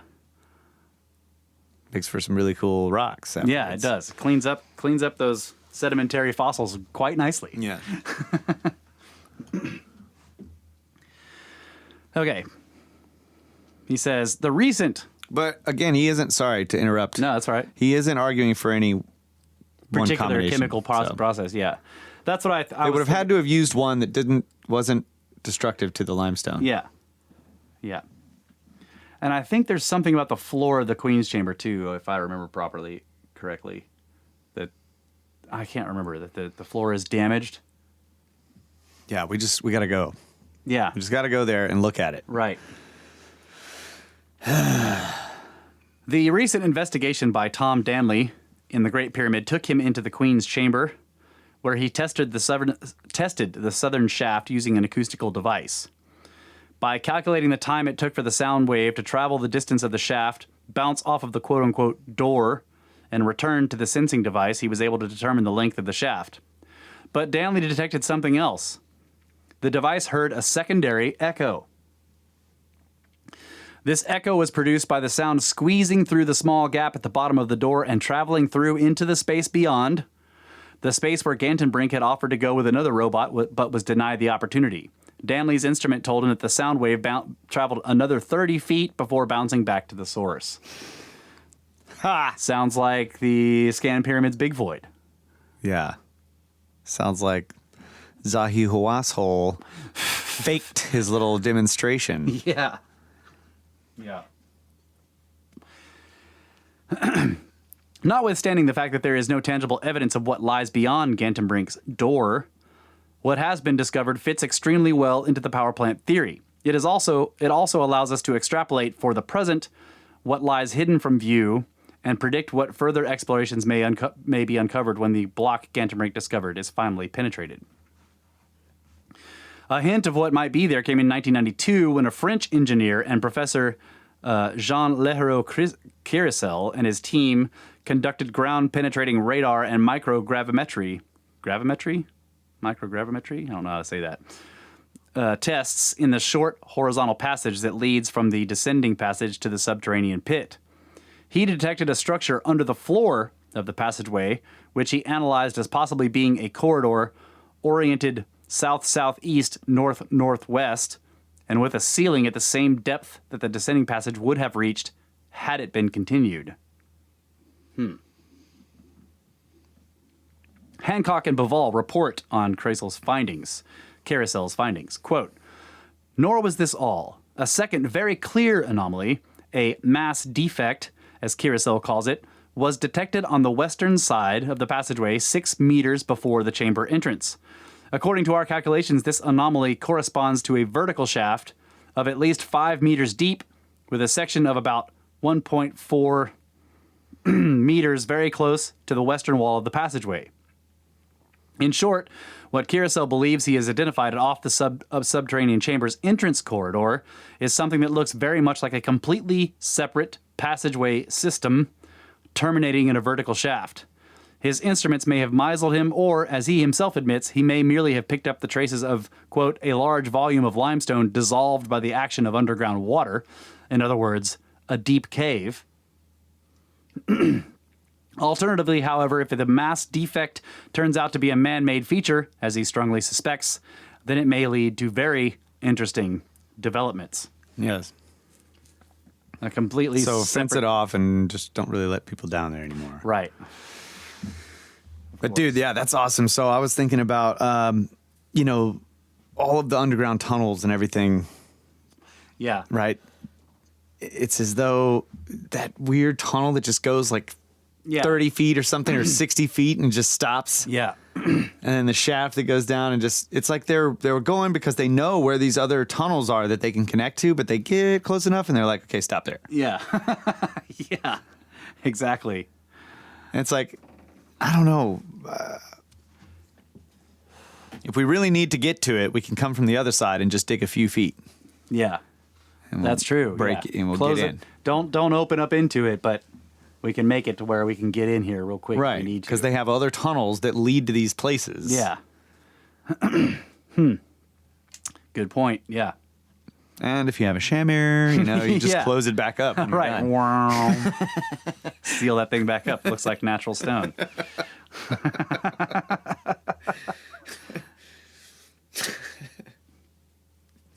So I do want to discuss a little bit. Like he I'm not going to read this, but his idea of that the copper hook or the bronze hook and the wooden shaft. Yeah. That they were designed to float in the liquid. Right.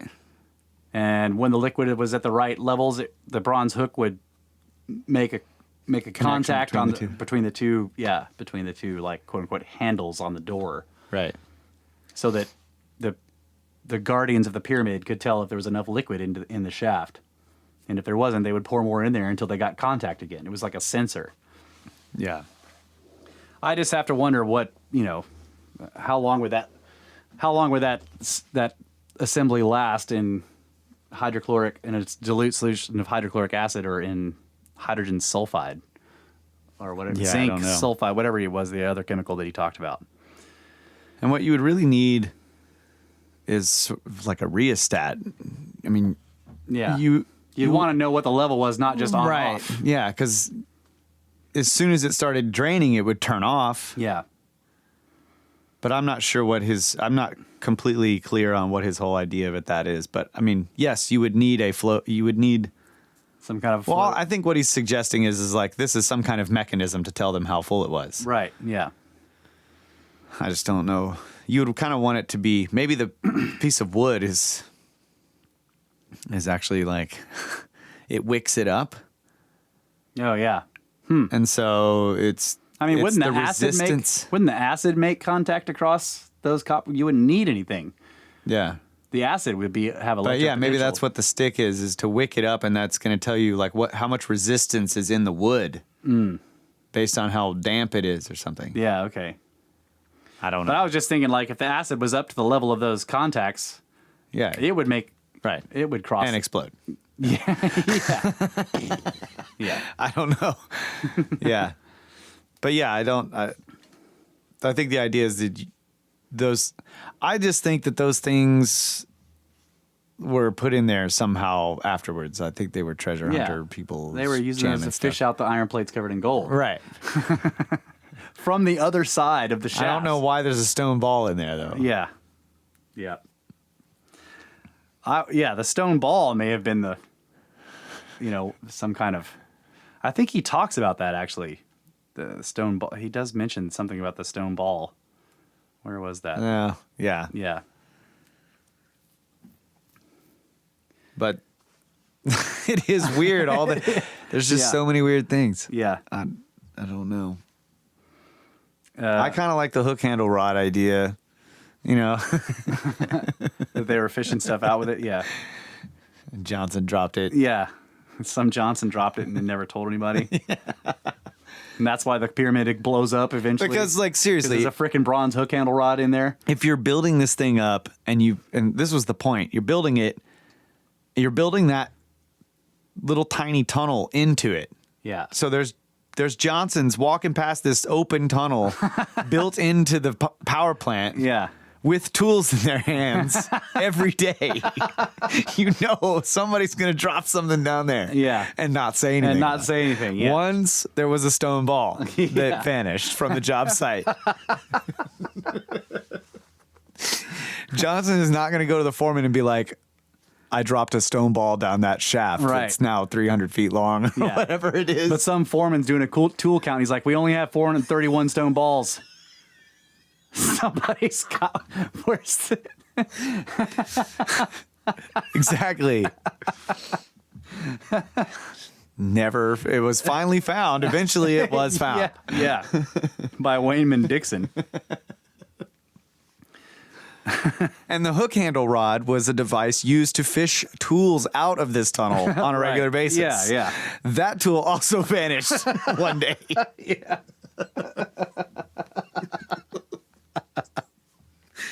Oh, man. Okay, he says, at that juncture where the horizontal passage meets the ascending passage is a 5-inch lip. There may have been a slab resting against this lip and bridged between the ascending passage and the floor of the Grand Gallery, where a similar lip is found.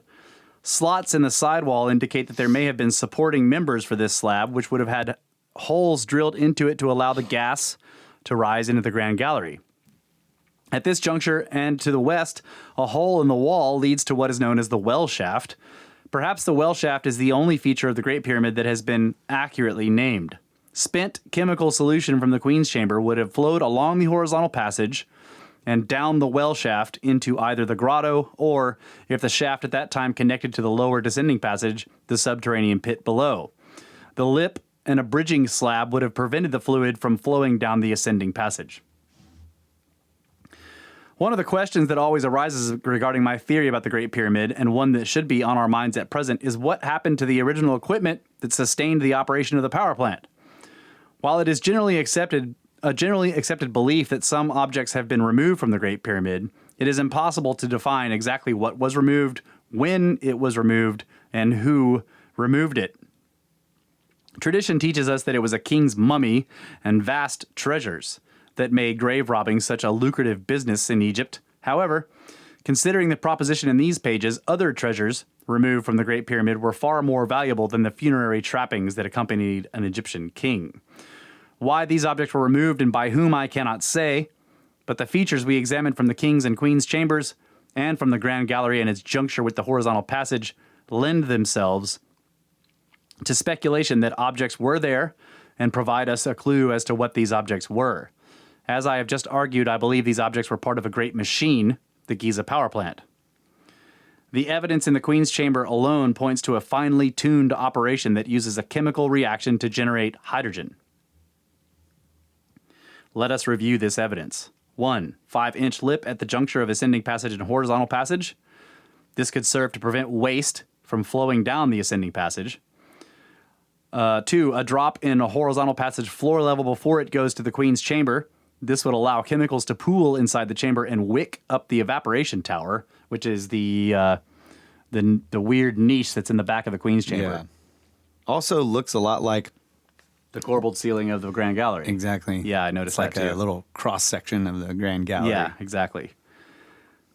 The corbelled niche in the wall of the Queen's Chamber. 3. The corbelled niche in the wall of the Queen's Chamber. This may have been a means to key the evaporation tower into the structure, like that was the socket that you set it into. Mm-hmm.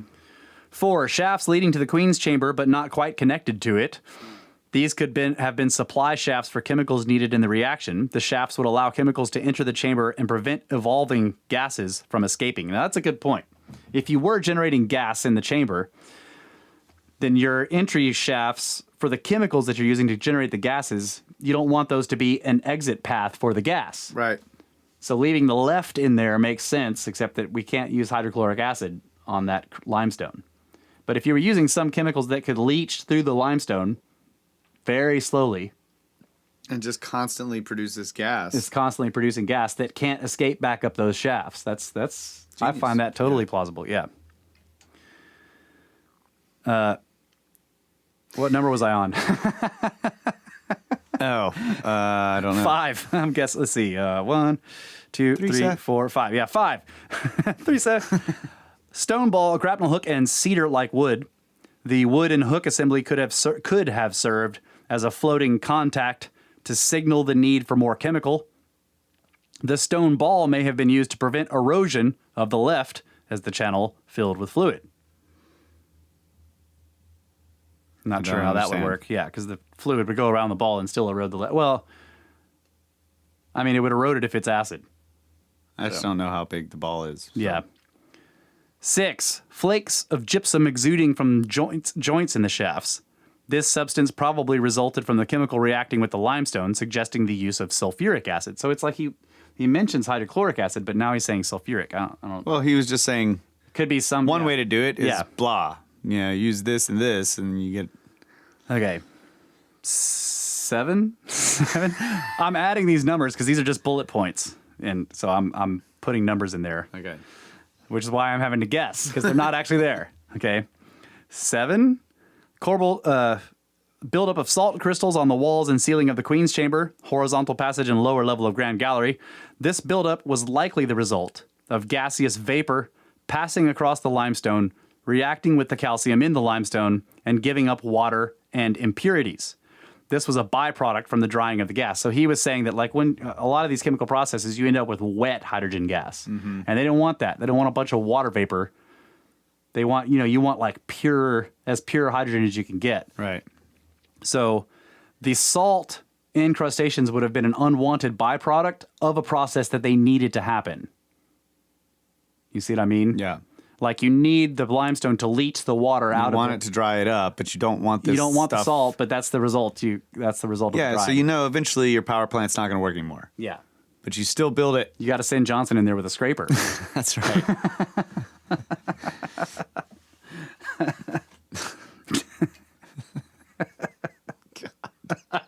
What? That's going to take forever. I know, yeah.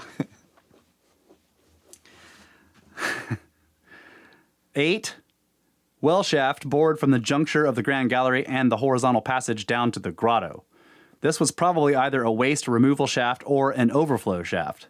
9. Large granite block at the bottom of the well shaft at the level of the grotto. Most likely this was put into place to catch the chemical overflow, thereby preventing erosion of the limestone. It is unfortunate that such havoc was wreaked inside the Great Pyramid as early explorers bored and tore away barriers. The descending passage and the well shaft were recipients for much of the refuse from those expeditions. More recently, another area of the pyramid has allegedly been used as a waste disposal site for limestone residue from tunneling. There are speculations that there is a clandestine effort to reach Gantenbrink's door by tunneling from one of the chambers above the King's Chamber. Tom Danley reported that the limestone chippings from this effort were being placed in burlap sacks and taken to another chamber above in an effort to keep the project a secret. This is Zahi tunneling to get up there to block off the end of the shaft on the other side of the door so that they can... This is my freaking conspiracy theory. That dirty guy. If this is true, we have reason to worry, for if the tunnelers ultimately reach their destination, who knows what damage they will inflict in this area. In a manner similar to explorations of earlier times, I found this to be really important. Valuable features may be destroyed by the pickaxes and chisels of these modern treasure seekers because they are unrecognizable within the context of a tomb. Mm-hmm. Yep. That's why we got to go through the rubbish pit. Yeah.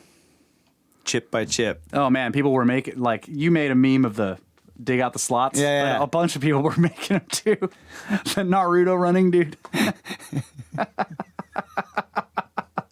They can't arrest us all. Let's dig out them slots. Oh, I haven't seen any more of them. There's more of them in Yeah, there? people were in the posting snake them. pit? Yeah.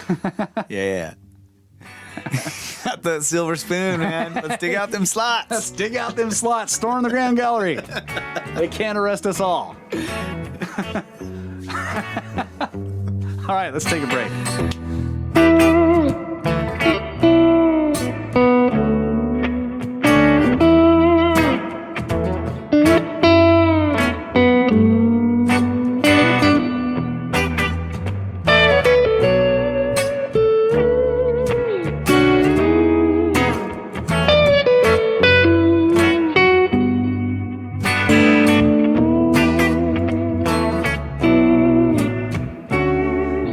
Ladies and gentlemen, we are back. Final segment of the final hour of the final show on Maybe. I don't know. possibly final show on the Giza power plant. Possibly. Fantastic book. Chapter 12. Go get it. And the final hour is actually just about over. Yeah, but still, this is the last segment we're doing in that hour. That's right. That's true.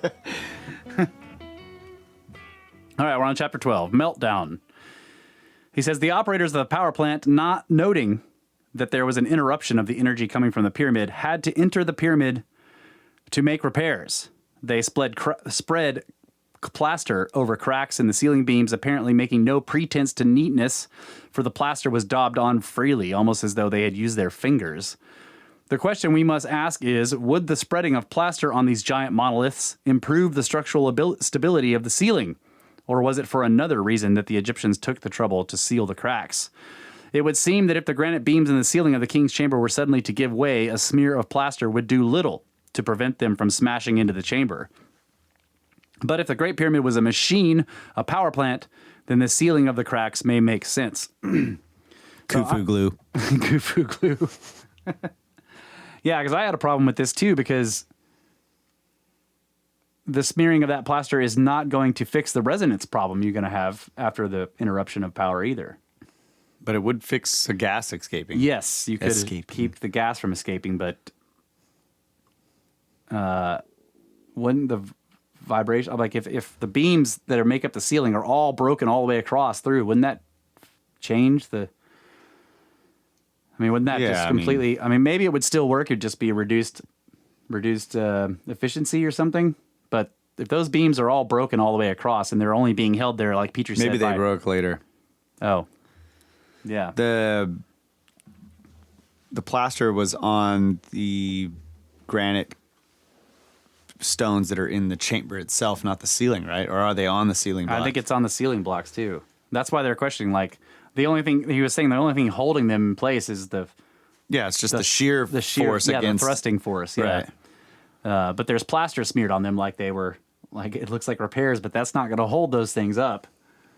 Okay, so yeah, that doesn't make any sense. It would be. It must still work. Yeah. Like you said, probably. But if they're broken, not as efficient. It's not as efficient. Yeah. Because I mean, if they're very carefully making all those scoops on the top parts. That shows you how finely tuned they were. Maximize efficiency. Yeah, exactly. Hold on, I got to calibrate this thing. So they're calibrating it. The other thing, so I looked up this paper that was about the hysteresis in the resonant quality of different stones, where you find the stone's fundamental resonant frequency, and then if you start to get it, like say you're getting it to resonate by inputting a vibration. Yeah. As you increase the amplitude of that vibration, the stone, like as it approaches, say, what might be a destructive frequency range, or not frequency range, but a destructive volume, amplitude, it shifts its resonant frequency. Moves away from that. It's so weird. Yeah, so they were studying this in all different stones, limestones, granites, all these things, and they all do this.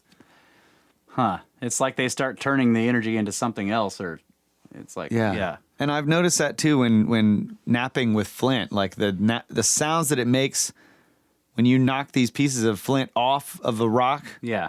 It gets lower. As the piece gets smaller. Yeah. Right, but it doesn't make any sense. You're like, wait a minite. Yeah, You're I like, remember that video. I remember that video where the guy had. Yeah. Yeah. It doesn't make any sense. I remember the video we watched where the guy had taken all the clips where he was just knocking the parts and he goes, deer, deer, deer, deer, deer, deer. Yeah. You're like, what is going on? But it here? keeps, it keeps changing octaves too. Mm-hmm. It's like, it's weird. Yeah. But anyway, who knows? Yeah. They obviously knew what they were doing. They obviously knew what they were doing. Yeah. So I guess the assumption we have to make is like they did that for a good reason. What is the good reason? Right. We can't be like their stone technology was obviously far beyond ours. Yes. Yeah. So we can't be like, that's dumb. Like, why would you? This isn't going to help. Instead, the question is you have to ask is what did it do? Right.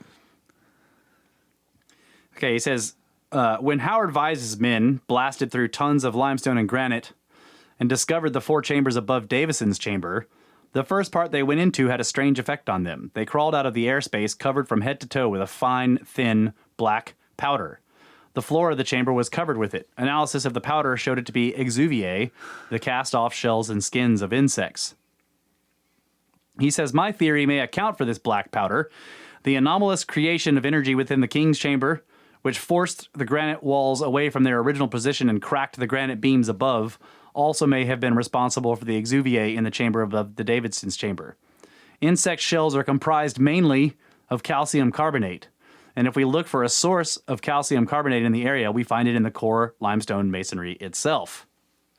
Yep. So he's saying the catastrophic explosion that happened in the King's Chamber, like the hydrogen catches on fire, basically. Right? And he's thinking that the heat would have been sufficient to turn a bunch of the calcium carbonate in the limestone. Basically, it would have been burnt. It burned it. He says, and it would have been like a dust cloud in that chamber, but it wouldn't have done so much in the upper chambers because it wouldn't have been as hot. Right up there. And the Davison's chamber didn't have any, but he was like the pyramid guardians went into that chamber to check the cracked granite beams on the top. Right. So they cleaned that stuff out of there. Right. Which is why they didn't find it in that one. But then Howard Vyse finds it in the next set above. Right. Yeah. Oh, yeah, that's right. I had it backwards. It was not in the first one. Right. It wasn't in the first one because But it they had was in already all the gone other through. ones. They had cut that little hole at the very top of the Grand Gallery. Grand Gallery and gone in. Yeah. Yeah. Yeah. I want to know more about that. Yeah. So that tunnel is cut then, is what he's saying. Yeah. That tunnel's It's a cut square cut. Yeah. through the masonry. I think so. Not quite so torturous. Right. Yeah. He says, it is possible that with that explosion and in the presence of elevated temperatures, the surface layers of limestone in close proximity would be affected too. The scenario may have gone like this. The initial explosion jolted the entire granite complex, pushing the walls out and lifting the ceiling beams up off their support blocks. As the ceiling beams came crashing back down, they cracked all along the south ends. And at the same time, some of the limestone core masonry in the spaces above the King's Chamber may have been impacted and crushed by their fall, causing limestone dust to fill the air. As the crushed limestone hung in the air, it quite literally could have cooked in the elevated temperatures of the hydrogen explosion and the fire that followed. The black calcium carbonate dust would have settled finally on the tops of the granite beams. The Guardians, alarmed at the sudden malfunction within the power plant, then gained access to the inner chambers of the pyramid by climbing down the descending passage, up the well shaft to the level of the Grand Gallery. They cut through what is now known as Davison's chamber, where they inspected the next layer of granite. While in this chamber, they could have cleaned away the limestone dust, or exuviae, from the top of the beams, which is why the exuviae was not discovered until an opening was made by Howard Vyse into the chamber above. And now all the exuviae that was in those upper chambers is gone. Is gone. Another feature inside the granite complex known as the King's Chamber that is left unexplained by orthodox theories is the so-called sarcophagus. We have already discussed a purpose for this box, but we really have not addressed why the pyramid builders selected a type of granite for the box that was a different color than the granite with which they constructed the chamber. The box is chocolate colored, and there is no granite like that to be found in Egypt. It has been speculated that it came from the Americas or the mythical Atlantis. If this is true, why would the pyramid builders find it necessary to import a single large block of chocolate-colored granite from across the world to construct a sarcophagus when they could have used red granite, of which there was plenty available in their own country? He says, well, perhaps they did not. Again, my theory of the Giza power plant provides a possible reasonable answer. Perhaps the coffer was originally red, quarried at the same time in the same place as the rest of the granite used to construct the King's Chamber. If an object like this box was subjected to excessive energy levels, what would be the effects? Depending on other elements that were present at the time of the malfunction, it is conceivable that certain changes would be recorded in any object fortunate enough to survive that accident. The comparatively thin sides and base of the coffer would naturally be more susceptible to excessive energy levels than the huge granite blocks comprising the walls and ceiling of the King's Chamber. It is possible, therefore, that the granite box, because of its thinner construction, did not have the ability to conduct the heat to which it was subjected, and so it simply overcooked, causing the color change. Architect Jim Hagan, who was an expert in the application of stonework in construction, explained to me that the interior chambers of the Great Pyramid had the appearance of being subjected to extreme temperatures, and he claimed that the broken corner on the granite box shows signs of being melted rather than simply have been chipped away. Yeah, that's amazing. So now going back to that article you were reading about the Kaaba and the quote Yeah, unquote. so it could have been a blob on the floor. Yeah, and that's why they think it's meteoritic, because it looks melted. Genius. And it's true. Like we've burned a lot of stuff, and We have set a lot of fires. and they're basically when you're done, you've got a pile of rocks, That's right. and they're all different colors. We're And obviously they change surprising colors sometimes. Yeah, we have limestone, so it's not granite. Yeah. And these fires are not nearly as hot as it would need to be to do what's happening to the limestone to granite, Yeah. probably. Yeah. But they get hot, and it does. It changes the colors of the flint. It changes the limestone. Yeah. Changes the quartzite, Yep. calcite. Sorry, Yep. it's all crazy colors. But After shuddering to a stillness that they had not experienced for years or even decades, the inner chambers of the Giza power plant lay in smoking ruins. Not knowing to what extent their machine was damaged, the operators would choose a route that would leave the interior chambers intact in case they were able to make repairs and put the power plant back in service. The most obvious route would have been the well shaft. yeah, so let's say he's right. They go in. They try to get it back in service. Maybe they get it working. Maybe they don't. Yeah, I was thinking that If they don't, never got it they go working back again. in. They take all the stuff all the out of it. equipment out. I'm like, let's go build another one somewhere Yeah. else. Yeah, exactly. They take the Pyramidion Yeah, and they roll. yeah. Let's go bowling, dude. That pyramid really tied the room together. Yep. I tend to think that it didn't ever work again. That's what I think. Yeah. So yeah, they may have just decommissioned it. But then you're like, okay, so they didn't try building another one, but maybe the explosion was in part because of what was happening in the rest of the world. There were impacts. Their whole civilization was already falling apart. Oh yeah. That's cool. I mean, not cool, but what could have caused the explosion was an impact that briefly changes the entire resonance of the planet. Yeah. Like, think about that. If this thing is ringing like a bell because of the Earth's resonance, and then something hits the Earth, bam! Yeah. Then suddenly there's this gigantic jolt of vibrational energy that enters the pyramid and explodes. The mazer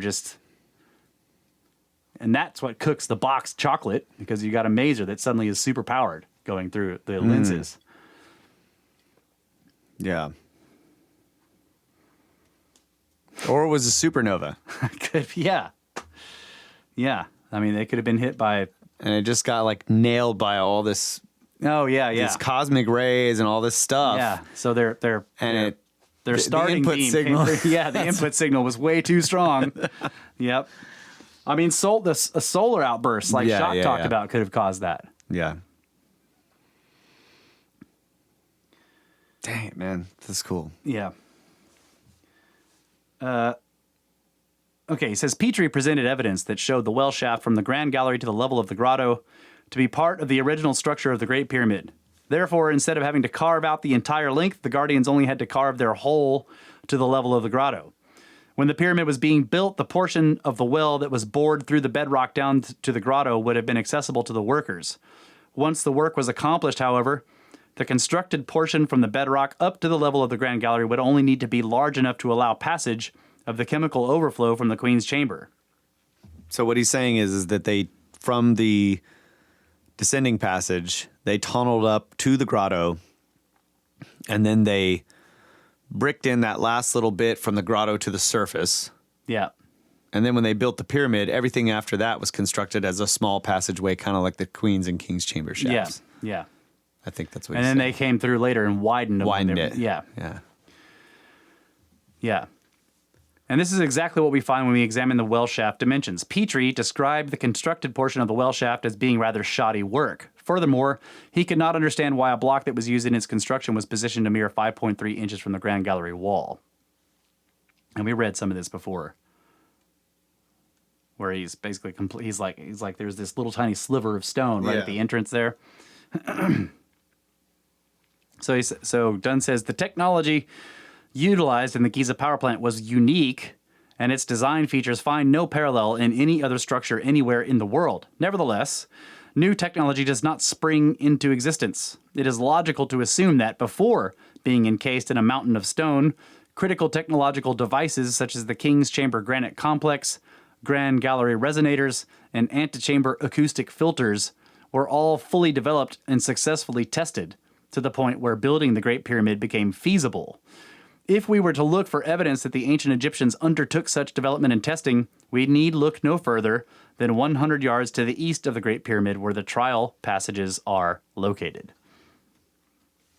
So then he goes into how all the trial passages, just like you were reading in your article, how the trial passages are like miniatures. Right. And they're just testing stuff. And then he points out that because there's no shafts, like Queen's Chamber, King's Chamber shafts to bring in fluids to make hydrogen, it's like, well, that's not the part they needed to test. Yeah. The part they needed to test is the resonant quality, and then would the hydrogen, could they actually get this maser going? Yeah. So they just produced hydrogen temporarily. Right. You don't need a set chamber to do all that. Yeah. And he says, okay, so... And of course they couldn't have carved tiny little passageways through the through bedrock like that. Yeah. I mean, maybe, they had a Shamir. Maybe. had a remote control Shamir. Yeah. Remote control worm. That's right. Okay, so he says, instead of testing all 27 resonators in an expensive building, they may have been developed and tested in groups of 2 or 3 in the trial Grand Gallery.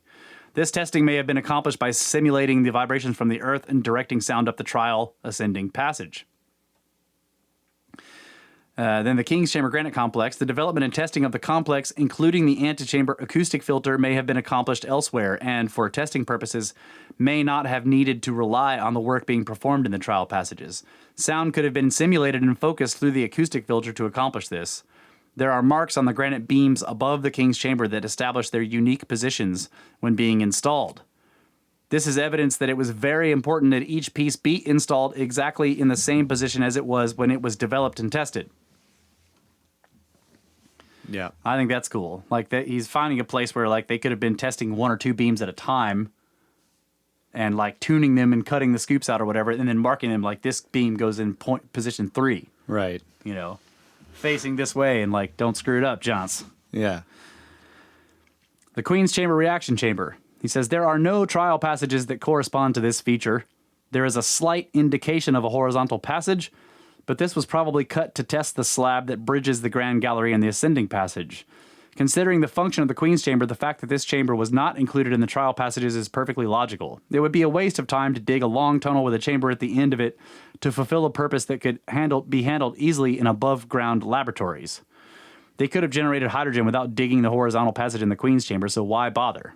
Which is what you basically just said. Well, that's what he was saying. I was just repeating it. So the Watcher thinks that maybe that's why the shafts were aligned to stars was for the input Could be. signal. Yeah. But those alignments only happen for like a minute, every night. Right. So that's right.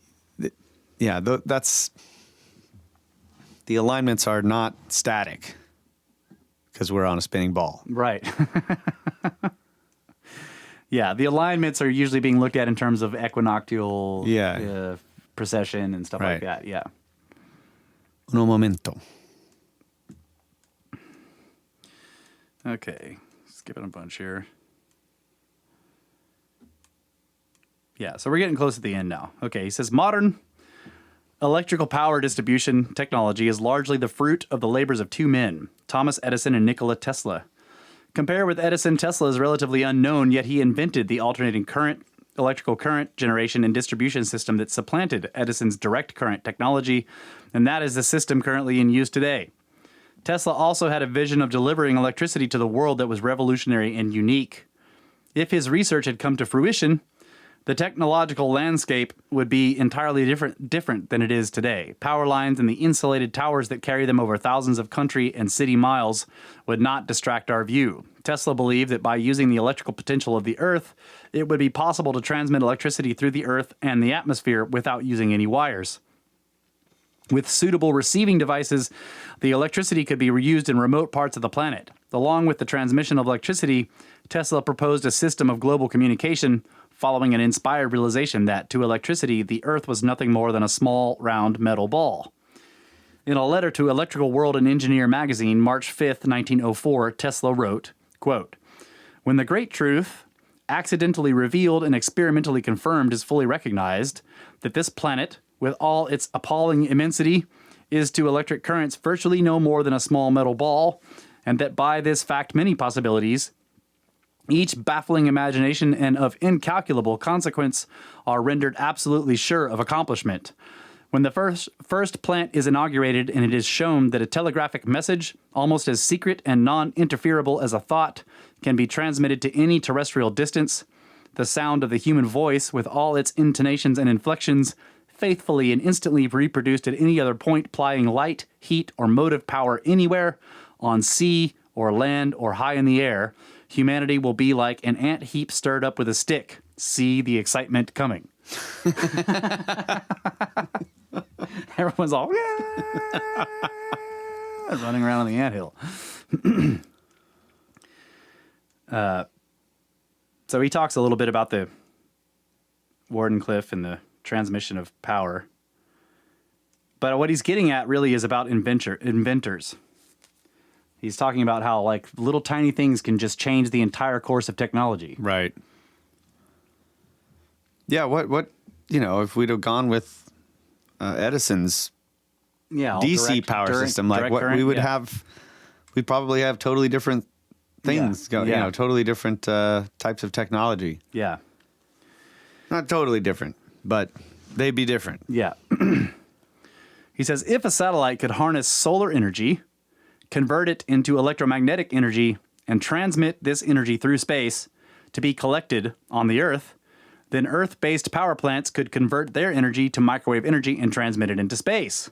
A collimated microwave beam could be directed into space to a passive microwave reflector satellite and reflect to a distant point on the Earth.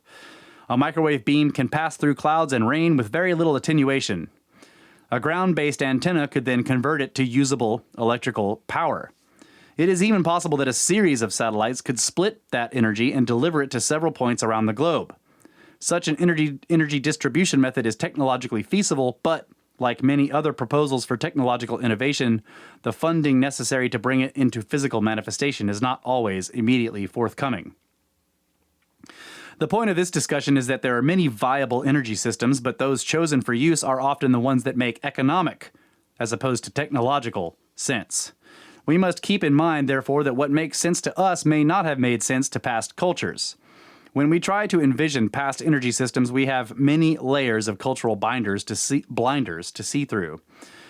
As we search through the remnants of ancient Egypt looking for the power plants that provided energy to the machine tools that accurately shaped the granite blocks on the Giza Plateau, or the granite boxes in the rock tunnels at Saqqara, we cannot assume that their power plants looked like ours, or that the infrastructure supporting the distribution of energy was the same.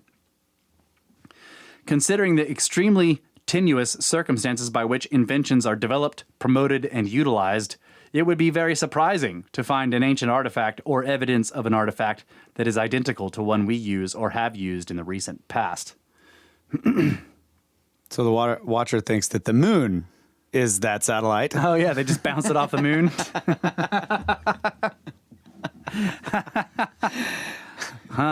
That's why there's all those melted sides on it.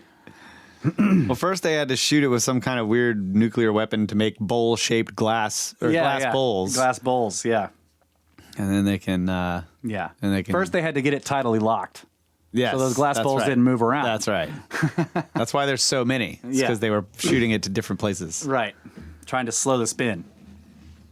He says, while I was working on the final stages of this book, I came across another reference to the wall carving at Dendera and its graphical representation of a Crookes tube in Brad Steiger's book, Worlds Before Our Own. Maybe you should get that book. Worlds Before Our Own. Jeff, get on it. Always calling him out now. Get that book. Put it in the library. Yeah, so he's talking about the Dendera light bulbs, right? Mm-hmm. That look like Crookes tubes. He says, as I had read this book in 1978, the information probably receded into my subconscious mind and without a conscious link to this book resurfaced only after I had actually seen the illustrations many years later. The question of how the ancient Egyptians were able to illuminate the passageways and chambers in their pyramids and tombs has puzzled many people. The walls and ceilings of the tunnels and chambers are not marked with the smut that would accumulate in the use of blazing torches. While pondering this phenomenon, Steiger referred to the research of Joey R. Jachmans, who presented an analysis of the wall carvings at Dendera. Quote, when the Crookes tube is in operation, the ray originates where the cathode electrical wire enters the tube to the opposite end. In the temple picture, the electron beam is represented as an outstretched serpent. The tail of the serpent begins where a cable from the energy box enters the tube, and the serpent's head touches the opposite end. In Egyptian art, the serpent was the symbol of divine energy. It's cool. The temple picture shows one tube on the extreme left of the picture to be operating under normal conditions. But with the second tube situated closest to the energy box on the right, an interesting experiment has been portrayed. Michael R. Freeman, an electric and electromagnetic engineer, believes that the solar disk on Horus's head is a Van de Graaff generator, an apparatus which collects static electricity. A baboon is portrayed holding a metal knife between the Van de Graaff solar disk and the second tube. Under actual conditions, the static charge built up on the knife from the Van de Graaff generator would cause the electron beam inside the Crookes tube to be diverted from the normal path because the negative knife and negative beam would repel each other. In the temple picture, the serpent's head in the second tube is turned away from the end of the tube, repulsed by the knife in the baboon's hand. That's really cool. Yeah, but obviously they're lotus flowers and those are smell snakes. Smell snakes. Yeah. Yeah. That's what they say, right? Yeah, I mean, yeah. the serpent represents the aroma of Yeah. some Right. Smell snakes. smell snakes. Steiger presented another analysis by a professional engineer who saw the wall carvings at Dendera as an accurate illustration of an electrical device, one which would not be out of place in a modern electrical blueprint file. Quote, in regards to the ancient Egyptian electron tubes, electromagnetic engineer Professor S.R. Harris identified a box and braided cable in the picture as, quote, virtually an exact copy of engineering illustrations used today for representing bundles of conducting wires, unquote. That's awesome. The cable runs from the box the full length of the floor and terminates at both the ends and at the bases of two peculiar objects resting on two pillars. Professor Harris is said to have identified these representations as high-voltage insulators. That would be the JED pillars. Those are the high-voltage insulators. I love that stuff. Me too. So he says, even though I have solid evidence to support my Giza power plant theory, I am still haunted with questions that challenge this radical notion that the ancient Egyptians had electricity. What did they do with the energy they produced? Where are the machines? I often hear these questions when discussing my power plant theory with others. Of course, when we consider a civilization that is blessed with abundant electrical energy, we immediately think of refrigerators, washers, dryers, and other appliances that have become so necessary to our own comfortable existence. Not being able to identify any museum with a prehistoric toaster oven on display, I generally have responded that once a society develops a power system, it may or may not go on to invent the kinds of devices to use that power. But with the Crookes tube parallel, we have a hint that at least one of the devices the ancient Egyptians had developed had inspired an artisan to carve its likeness in stone. That's cool. Yeah. Yeah, that's a good point. I mean, why did they build a power plant? What were they using their power for? Yeah. Obviously, it wasn't washing clothes and Right. cooking toast.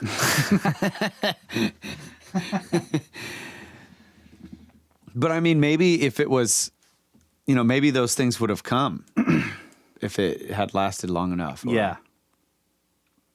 I don't know. I mean, but they were building big power tools, seems like. Right. Yeah. They're like, look, guys, we need to do all this crazy work just so we can use bigger blocks. Bigger blocks. That was the goal. All right, I have a goal here I'm trying to get to, so I know we're going way over, but I want to get to this part where he's reading about the stars. So As evidenced by their ability to lift huge weights, both Edward Leedskalnin and the ancient Egyptians were utilizing technology that we do not possess. Their ability to use gravity against itself and make large masses weightless forecasts the development of new technology which may include vehicles that use very little energy and that, conceivably, could gently break through the Earth's atmosphere, hover indefinitely at any point in space, and then safely return to Earth. A society that is not bound by the effects of gravity is a society that is finally unchained from the primitive wheel, which Egyptologists note the Egyptians did not use, and the wasteful, albeit sophisticated use of fire, such as a jet engine. Yeah, we're basically sophisticated butt flap fire users. That's right. We're still setting stuff on fire as our main energy source.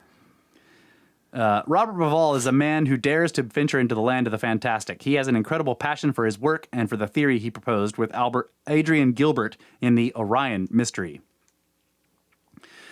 Bauval introduced me to Graham Hancock, who was writing Fingerprints of the Gods at the time, and subsequently to Roel Oostra, who invited me to Egypt to participate in a documentary.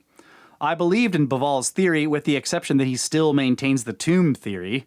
Like him, however, I do not believe the southern shaft alignment and the placement of the three Giza pyramids happened by chance. For me, any references in the pyramid text to the king's soul traveling through the southern shaft and rising to Orion are metaphors.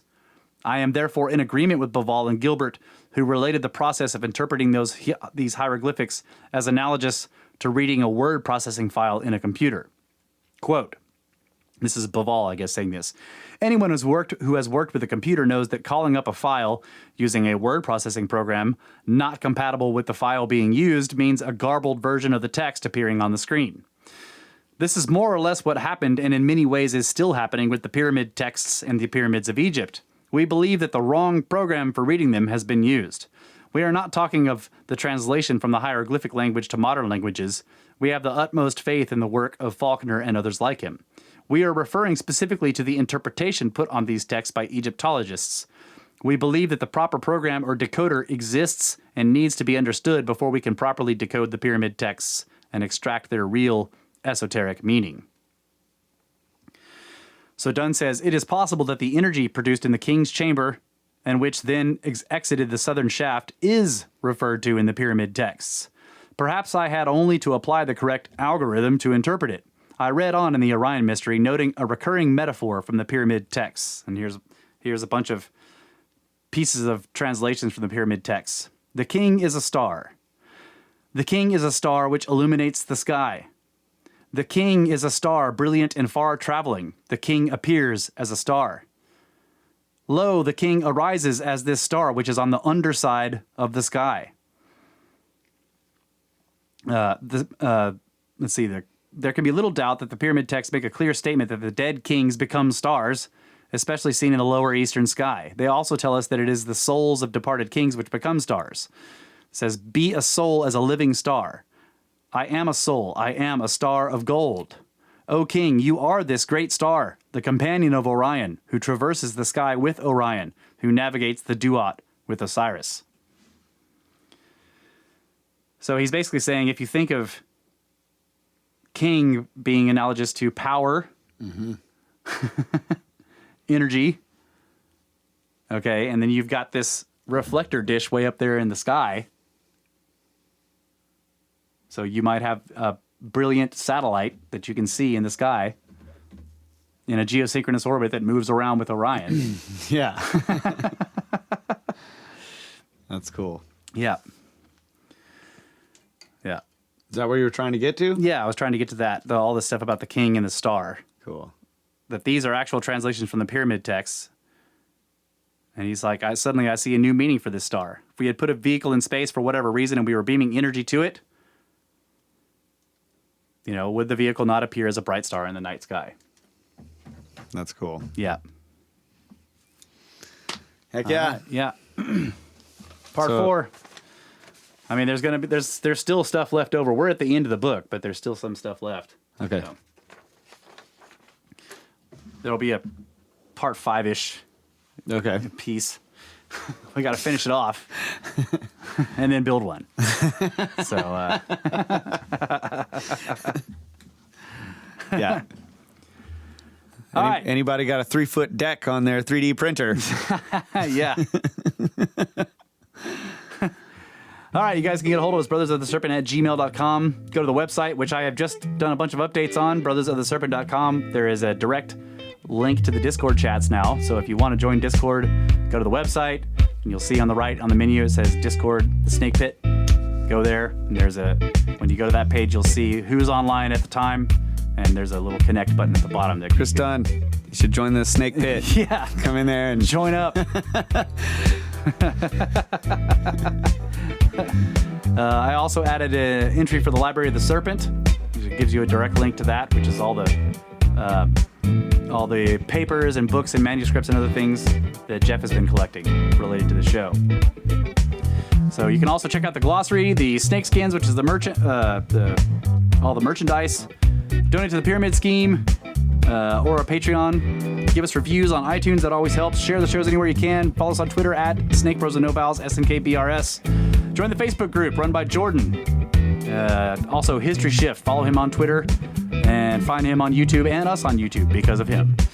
He also has a website, historyshift.com. Pod Doodles. Check him out. He makes videos of him drawing while he's listening to podcasts, and he does some of ours. It's really cool. Also, don't forget about Cosmographia, which is the podcast we do with Randall Carlson, which we're about to do. We're about to record the next episode of after this. Yep. CAC 2020 Scablands. Sign up. Get a hold of Darren at grimerica.com. That's it. Thanks, everybody. Yep. Good night, Adamu. Thanks for all the donations, all your support, all of your emails, everything. Yes. We really appreciate you guys so much. We do. Yeah, the conversation is great. Love doing it. That's right. Get Y'all back make to work. it all worth it. Get back to work right now.